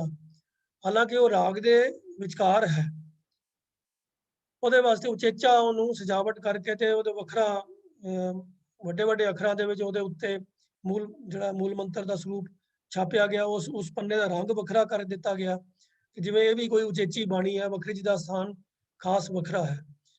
ਇਹ ਸਾਰੇ ਕੰਮ ਜਿਹੜੇ ਹਨ ਸਿਰਫ ਸਾਡੀ ਜਿਹੜੀ ਦੁਨਿਆਵੀ ਸੋਚ ਹੈ ਉਹਦਾ ਘਰ ਪੂਰਾ ਕਰਨ ਵਾਸਤੇ ਕੀਤੇ ਜਾਂਦੇ ਹਨ। ਬਾਣੀ ਦੇ ਸਿਧਾਂਤਾਂ ਦੇ ਨਾਲ ਇਹਨਾਂ ਚੀਜ਼ਾਂ ਦਾ ਕਿਸੇ ਤਰੀਕੇ ਵੀ ਕੋਈ ਤਅੱਲਕ ਨਹੀਂ ਹੈ। ਔਰ ਫਿਰ ਸੰਗਰਾਂਦ ਵਾਲੇ ਦਿਨ ਜਿਹੜਾ ਉਚੇਚੇ ਸਮਾਗਮ ਰੱਖਣੇ, ਅਸਲ ਦੇ ਵਿੱਚ ਇਹ ਸੂਰਜ ਦੀ ਪੂਜਾ ਦੀ ਹੀ ਜਿਹੜੀ ਹੈ ਅਸੀਂ ਪ੍ਰਚਲਿਤ ਕਰਨ ਦਾ ਕੰਮ ਕਰ ਰਹੇ ਹਾਂ ਔਰ ਭਰਮਾਂ ਵਹਿਮਾਂ ਨੂੰ ਪ੍ਰਚਲਿਤ ਕਰਨ ਦਾ ਕੰਮ ਕਰ ਰਹੇ ਹਾਂ। ਔਰ ਜੇ ਅਸੀਂ ਆਪਣੇ ਲਿਟਰੇਚਰ ਤੋਂ, ਇਤਿਹਾਸ ਤੋਂ ਜਾਣੂ ਹੋਈਏ ਤਾਂ ਸਾਨੂੰ ਇਹਨਾਂ ਚੀਜ਼ਾਂ ਤੋਂ ਪਰਹੇਜ਼ ਕਰਨਾ ਹੀ ਚਾਹੀਦਾ। ਭਾਈ ਗੁਰਦਾਸ ਜੀ ਨੇ ਵੀ ਐਸੀਆਂ ਮਨਮਤਾਂ ਤੋਂ ਸੁਚੇਤ ਕਰਨ ਵਾਸਤੇ ਇੱਕ ਆਪਣੀ 8ਵੀਂ ਵਾਰ ਦੀ 5ਵੀਂ ਪੌੜੀ 'ਚ ਇਹ ਗੱਲ ਅੰਕਿਤ ਕੀਤੀ ਹੈ। ਉਹਨਾਂ ਦੀ ਇੱਕ ਪੌੜੀ ਹੈ ਜੋ ਇਹਨਾਂ ਚੀਜ਼ਾਂ ਨੂੰ ਹੀ ਡੀਲ ਕਰਦੀ ਹੈ ਕਿ ਸੌਨ ਸਗਨ ਵਿਚਾਰਨੇ 9 ਗ੍ਰਹਿ 12 ਰਾਸ ਵਿਚਾਰਾ, ਕਾਮਨ ਟੂਣੇ ਔਂਸੀਆਂ ਕੰਨ ਸੋਈ ਪਾਸਾਰ ਪਸਾਰਾ, ਗੱਦੋਂ ਕੁੱਤੇ ਬਿੱਲੀਆਂ ਇਲ ਮਲਾਲੀ ਗਿੱਦੜ ਛਾਰਾ, ਨਾਰੀ ਪੁਰਖ ਪਾਣੀ ਅਗਨ, ਛਿਕ ਪਦ ਹਿੜਕੀ ਵਰਤਾਰਾ, ਥਿਤ ਵਾਰ ਭਦਰਾ ਭਰਮ, ਦਿਸ਼ਾ ਸੂਲ ਸਹਿਸਾ ਸੰਸਾਰਾ, ਵਲ ਛਲ ਕਰ ਵਿਸ਼ਵਾਸ ਲਖ, ਬਹੁ ਚੁੱਖੀ ਕਿਉਂ ਰਵੈ ਪਤਾਰਾ, ਗੁਰਮੁਖ ਸੁਖ ਫਲ ਪਾਰ ਉਤਾਰਾ। ਸੰਖੇਪ ਵਿੱਚ ਸਾਰੀ ਪੌੜੀ ਦੇ ਵਿੱਚ ਜਿਹੜੇ ਸਮਾਜ ਦੇ ਵਿੱਚ ਉਸ ਵੇਲੇ ਦੇ ਇੰਨੇ ਭਾਂਤ ਭਾਂਤ ਦੇ ਭਰਮ ਵਹਿਮ ਪ੍ਰਚਲਿਤ ਸਨ ਕਿ ਕਿਧਰੇ ਜਾਣਾ ਹੋਵੇ ਪਹਿਲਾਂ ਸਗਨ ਉਹਦਾ ਕਢਾਉਣਾ, ਮੂਰਤ ਕਢਾਉਣਾ, ਚੰਗਾ ਗ੍ਰਹਿ ਚੰਗੇ ਫਿਰ 9 ਗ੍ਰਹਿਆਂ ਦੀ ਉਹਨਾਂ ਦੀ ਰਾਸਾਂ 12 ਰਾਸਾਂ ਦੀ ਵਿਚਾਰ ਕਰਨੀ, ਪੰਡਤ ਕੋਲੋਂ ਤੇਵੇ ਬਣਵਾਣੇ, ਹਰ ਗੱਲ ਪੰਡਤ ਕੋਲੋਂ ਪੁੱਛ ਕੇ ਕਰਨੀ, ਫਿਰ ਕਈ ਤਰ੍ਹਾਂ ਦੇ ਟੂਣੇ ਟਾਣੇ ਕਰਨੇ ਵੀ ਇਹ ਫਲਾਣੀ ਚੀਜ਼ ਕਰ ਲਾਂਗੇ। ਤੇ ਜਿਵੇਂ ਨਵੇਂ ਘਰ ਬਣਾਏ ਜਾਂਦੇ ਨੇ ਤੇ ਉਹਦੇ ਉੱਤੇ ਵੀ ਕੋਈ ਉਹ ਮਟਕਾ ਜਿਹਾ ਤੇ ਸ਼ੈਤਾਨ ਦੀ ਉਹ ਦੈਂਤ ਦੀ ਜੀਭ ਕੱਢੀ ਹੋਈ ਮੂਰਤ ਲਾ ਕੇ ਉਹਦਾ ਟੂਣਾ ਜਿਹਾ ਕੀਤਾ ਜਾਂਦਾ ਹੈ। ਤੇ ਹੋਰ ਇਸ ਤਰ੍ਹਾਂ ਦੇ ਬਿੱਲੀ ਕੁੱਤੇ ਦੀ ਛਿੱਕ ਮਾਰਨੀ, ਉਹਦਾ ਅੱਗੋਂ ਮਿਲ ਪੈਣਾ, ਕਈ ਤਰ੍ਹਾਂ ਦੇ ਹੋਰ ਇਸ ਤਰ੍ਹਾਂ ਦੇ ਭਰਮ ਹਨ। ਤੇ ਇਸ ਤਰੀਕੇ ਦੇ ਜਿੰਨੇ ਵੀ ਇਹ ਭਰਮ ਨੇ ਭਾਈ ਗੁਰਦਾਸ ਜੀ ਨੇ ਉਹਨਾਂ ਨੇ ਇਹਨਾਂ ਦੀ ਸਾਰੀ ਲਿਸਟ ਬਣਾ ਕੇ ਅਖੀਰ ਤੇ ਗੱਲ ਕੀਤੀ ਹੈ ਕਿ ਗੁਰਮੁਖ ਸੁਖ ਫਲ ਪਾਰ ਉਤਾਰਾ, ਕਿ ਜੇ ਗੁਰੂ ਦੇ ਸਨਮੁਖ ਹੋ ਕੇ ਗੁਰੂ ਦੀ ਸਿੱਖਿਆ ਨੂੰ ਧਾਰਨ ਕੀਤਾ ਜਾਵੇ ਤਾਂ ਜੀਵਨ ਦੇ ਵਿੱਚ ਸੁਖ ਫਲ ਦੀ ਪ੍ਰਾਪਤੀ ਹੁੰਦੀ ਹੈ। ਇਹਨਾਂ ਚੀਜ਼ਾਂ ਦੇ ਵਿਸ਼ਵਾਸ ਕਰਨ ਨਾਲ, ਇਹਨਾਂ ਭਰਮਾਂ 'ਚ ਪੈਣ ਦੇ ਨਾਲ ਪਰਮਾਤਮਾ ਦੇ ਨੇੜਤਾ ਹਾਸਲ ਨਹੀਂ ਹੁੰਦੀ। ਉਹ ਇਹ ਸਾਰੀਆਂ ਵਿਚਾਰਾਂ ਨੂੰ ਧਿਆਨ ਵਿੱਚ ਰੱਖਦਿਆਂ ਹੋਇਆਂ ਹੀ ਸਾਨੂੰ ਇਹ ਜੋ 12 ਮਾਹ ਦੀ ਬਾਣੀ ਹੈ ਇਹਦੀ ਵਿਚਾਰ ਸਮਝਣੀ ਚਾਹੀਦੀ ਹੈ, ਇਸ ਨੂੰ ਜੀਵਨ ਵਿੱਚ ਅਪਣਾਉਣਾ ਚਾਹੀਦਾ ਹੈ। ਹੁਣ ਦੂਜੀ ਗੱਲ ਇੱਕ ਨੋਟਿਸ ਕਰਨ ਵਾਲੀ ਹੋਰ ਵੀ ਹੈ, ਜਿਹੜਾ ਮਾਝ ਰਾਗ ਦਾ 12 ਮਾਹ ਹੈ ਉਹਦੀਆਂ 14 ਪੌੜੀਆਂ ਹਨ। ਜਿਹੜਾ ਤੁਖਾਰੀ ਰਾਗ ਦਾ 12 ਮਾਹ ਹੈ ਉਹਦੀਆਂ 17 ਪੌੜੀਆਂ ਹਨ। ਤੋ ਜੇ ਅਗਰ ਨਿਰੋਲ ਮਹੀਨਿਆਂ ਦੇ ਵਾਸਤੇ ਹੀ ਪਰਪਸ ਹੁੰਦਾ ਗੁਰੂ ਸਾਹਿਬ ਦਾ ਕਿ ਬਈ ਮਹੀਨੇ ਮਹੀਨੇ ਦੀਆਂ ਪੌੜੀਆਂ ਉਚਾਰਨ ਕਰਨੀਆਂ, ਲੋਕਾਂ ਨੂੰ ਮਹੀਨੇ ਦੇ ਨਾਲ ਜੋੜਨਾ ਹੈ, ਤਾਂ ਫਿਰ 12 ਹੀ ਉਚਾਰਨ ਕਰਨੀਆਂ ਚਾਹੀਦੀਆਂ ਸੀਗੀਆਂ। ਜਿਹੜਾ ਮਾਝ ਰਾਗ ਦਾ ਪਹਿਲੀ ਵਾਰੀ ਪੌੜੀ ਤੇ ਅਖੀਰਲੀ ਫਿਰ ਜਿਹੜੀ 14ਵੀਂ ਪੌੜੀ ਹੈ ਉਹਦਾ ਕਿਸੇ ਮਹੀਨੇ ਨਾਲ ਸੰਬੰਧ ਨਹੀਂ ਹੈ। ਉਹਨਾਂ ਦੇ ਵਿੱਚ ਬਲਕਿ ਇਹੀ ਉਪਦੇਸ਼ ਹੈ ਕਿ ਦਿਨ ਰੁੱਤ ਦਾ ਜਾਂ ਥਿਤ ਦਾ ਕਿਸੇ ਕਿਸਮ ਦਾ ਕੋਈ ਮਹੱਤਵ ਨਹੀਂ ਹੈ। ਮਾਹ ਦਿਵਸ ਮੂਰਤ ਭਲੇ ਜਿਸ ਕੋ ਨਦਰ ਕਰੇ, ਪਰਮਾਤਮਾ ਦੀ ਨਜ਼ਰ ਦੇ ਪਾਤਰ ਬੰਦਾ ਜਿਹੜਾ ਹੈ ਉਹ ਅਹਿਮੀਅਤ ਰੱਖਦਾ ਹੈ। ਇਹਨਾਂ ਦਿਨਾਂ ਵਾਰਾਂ ਦੀ ਵਿਚਾਰ ਕਰਨ ਦਾ ਕੋਈ ਮਕਸਦ ਨਹੀਂ ਹੈ। ਸੋ ਇਹ 12 ਮਾਹ ਦੀ ਬਾਣੀ ਦਾ ਜੋ ਪਿਛੋਕੜ ਸੀਗਾ, ਇਹ ਥੋੜੀ ਡਿਟੇਲ ਵਿੱਚ ਮੈਂ ਗੱਲ ਇਸ ਕਰਕੇ ਕੀਤੀ ਹੈ ਕਿ ਇਹ ਜੋ 12 ਮਾਹ ਦੇ ਬਾਰੇ ਜੋ ਭਰਮ ਹਨ ਉਹ ਸਾਡੇ ਮਨਾਂ ਦੇ ਅੰਦਰ ਬਹੁਤ ਹੀ ਡੀਪ ਰੂਟਡ ਫਸੇ ਹੋਏ ਹਨ। ਇਹ ਨਿਕਲਦੇ ਹੀ ਮਨਾਂ ਵਿੱਚੋਂ ਨਿਕਲਣਗੇ। ਅਸੀਂ ਆਪਣੇ ਘਰਾਂ ਦੇ ਵਿੱਚ ਵੀ ਬੜੀ ਵਾਰੀ ਇਹ ਦੇਖਿਆ ਹੈ, ਅੱਜ ਸੰਗਰਾਂਦ ਦਾ ਦਿਨ ਹੈ, ਅੱਜ ਇਹ ਫਲਾਣਾ ਕੰਮ ਨਹੀਂ ਕਰਨਾ, ਇਹ ਸੰਗਰਾਂਦ ਹੈ, ਅੱਜ ਇਹ ਨਵਾਂ ਕੰਮ ਕਰਨਾ ਹੈ, ਸੰਗਰਾਂਦ ਵਾਲੇ ਦਿਨ ਰੱਖ ਲਓ, ਸ਼ੁਰੂ ਕਰ ਲਓ। ਉਹ ਇਹ ਗੱਲਾਂ ਸਾਡੇ ਅੰਦਰੋਂ ਜਾਂਦੀਆਂ ਹੀ ਜਾਣਗੀਆਂ। ਉਹ ਇਹ ਜਿਵੇਂ ਅਸੀਂ ਇਹ ਬਾਣੀ ਦੀ ਵਿਚਾਰ ਨਾਲ ਜੁੜਾਂਗੇ, ਇਹ ਜਿਹੜੇ ਭਰਮ ਵਹਿਮ ਦੀ ਪਕੜ ਹੈ ਜਿਹੜੀ ਹੈ ਥੋੜੀ ਢਿੱਲੀ ਹੋਣੀ ਸ਼ੁਰੂ ਹੋਏਗੀ ਤੇ ਤਾਂ ਹੀ ਜੋ ਨਿਕਲੇਗੀ। तो इस करके जरा ज़्यादा विस्तार करके जो मैं ये सोचा कि ਇਹਦੇ ਬਾਰੇ ਵਿਚਾਰ ਭੂਮਿਕਾ ਦੇ ਤੌਰ ਦੇ ਉੱਤੇ ਕਰ ਲਈ ਜਾਵੇ। ਕੱਲ ਦੀ ਕਲਾਸ ਤੋਂ ਜਿਹੜੀ ਹੈ ਬਾਣੀ ਦੀ ਵਿਚਾਰ ਅਸੀਂ ਕੱਲ ਸਵੇਰੇ ਤੋਂ ਕੱਲ ਦੀ ਕਲਾਸ ਦੇ ਆਰੰਭ ਤੋਂ ਇਹ ਵਿਚਾਰ ਆਰੰਭ ਕਰਾਂਗੇ। ਅੱਜ ਦੀ ਵਿਚਾਰ ਕਰਦਿਆਂ ਹੋਈਆਂ ਅਨੇਕ ਪ੍ਰਕਾਰ ਦੀ ਭੁੱਲਾਂ ਗਲਤੀਆਂ ਦੀ ਆਪ ਜੀ ਪਾਸੋਂ ਖਿਮਾ ਚਾਹੁੰਦੇ ਹਾਂ ਜੀ। ਵਾਹਿਗੁਰੂ ਜੀ ਕਾ ਖਾਲਸਾ, ਵਾਹਿਗੁਰੂ ਜੀ ਕੀ ਫਤਿਹ।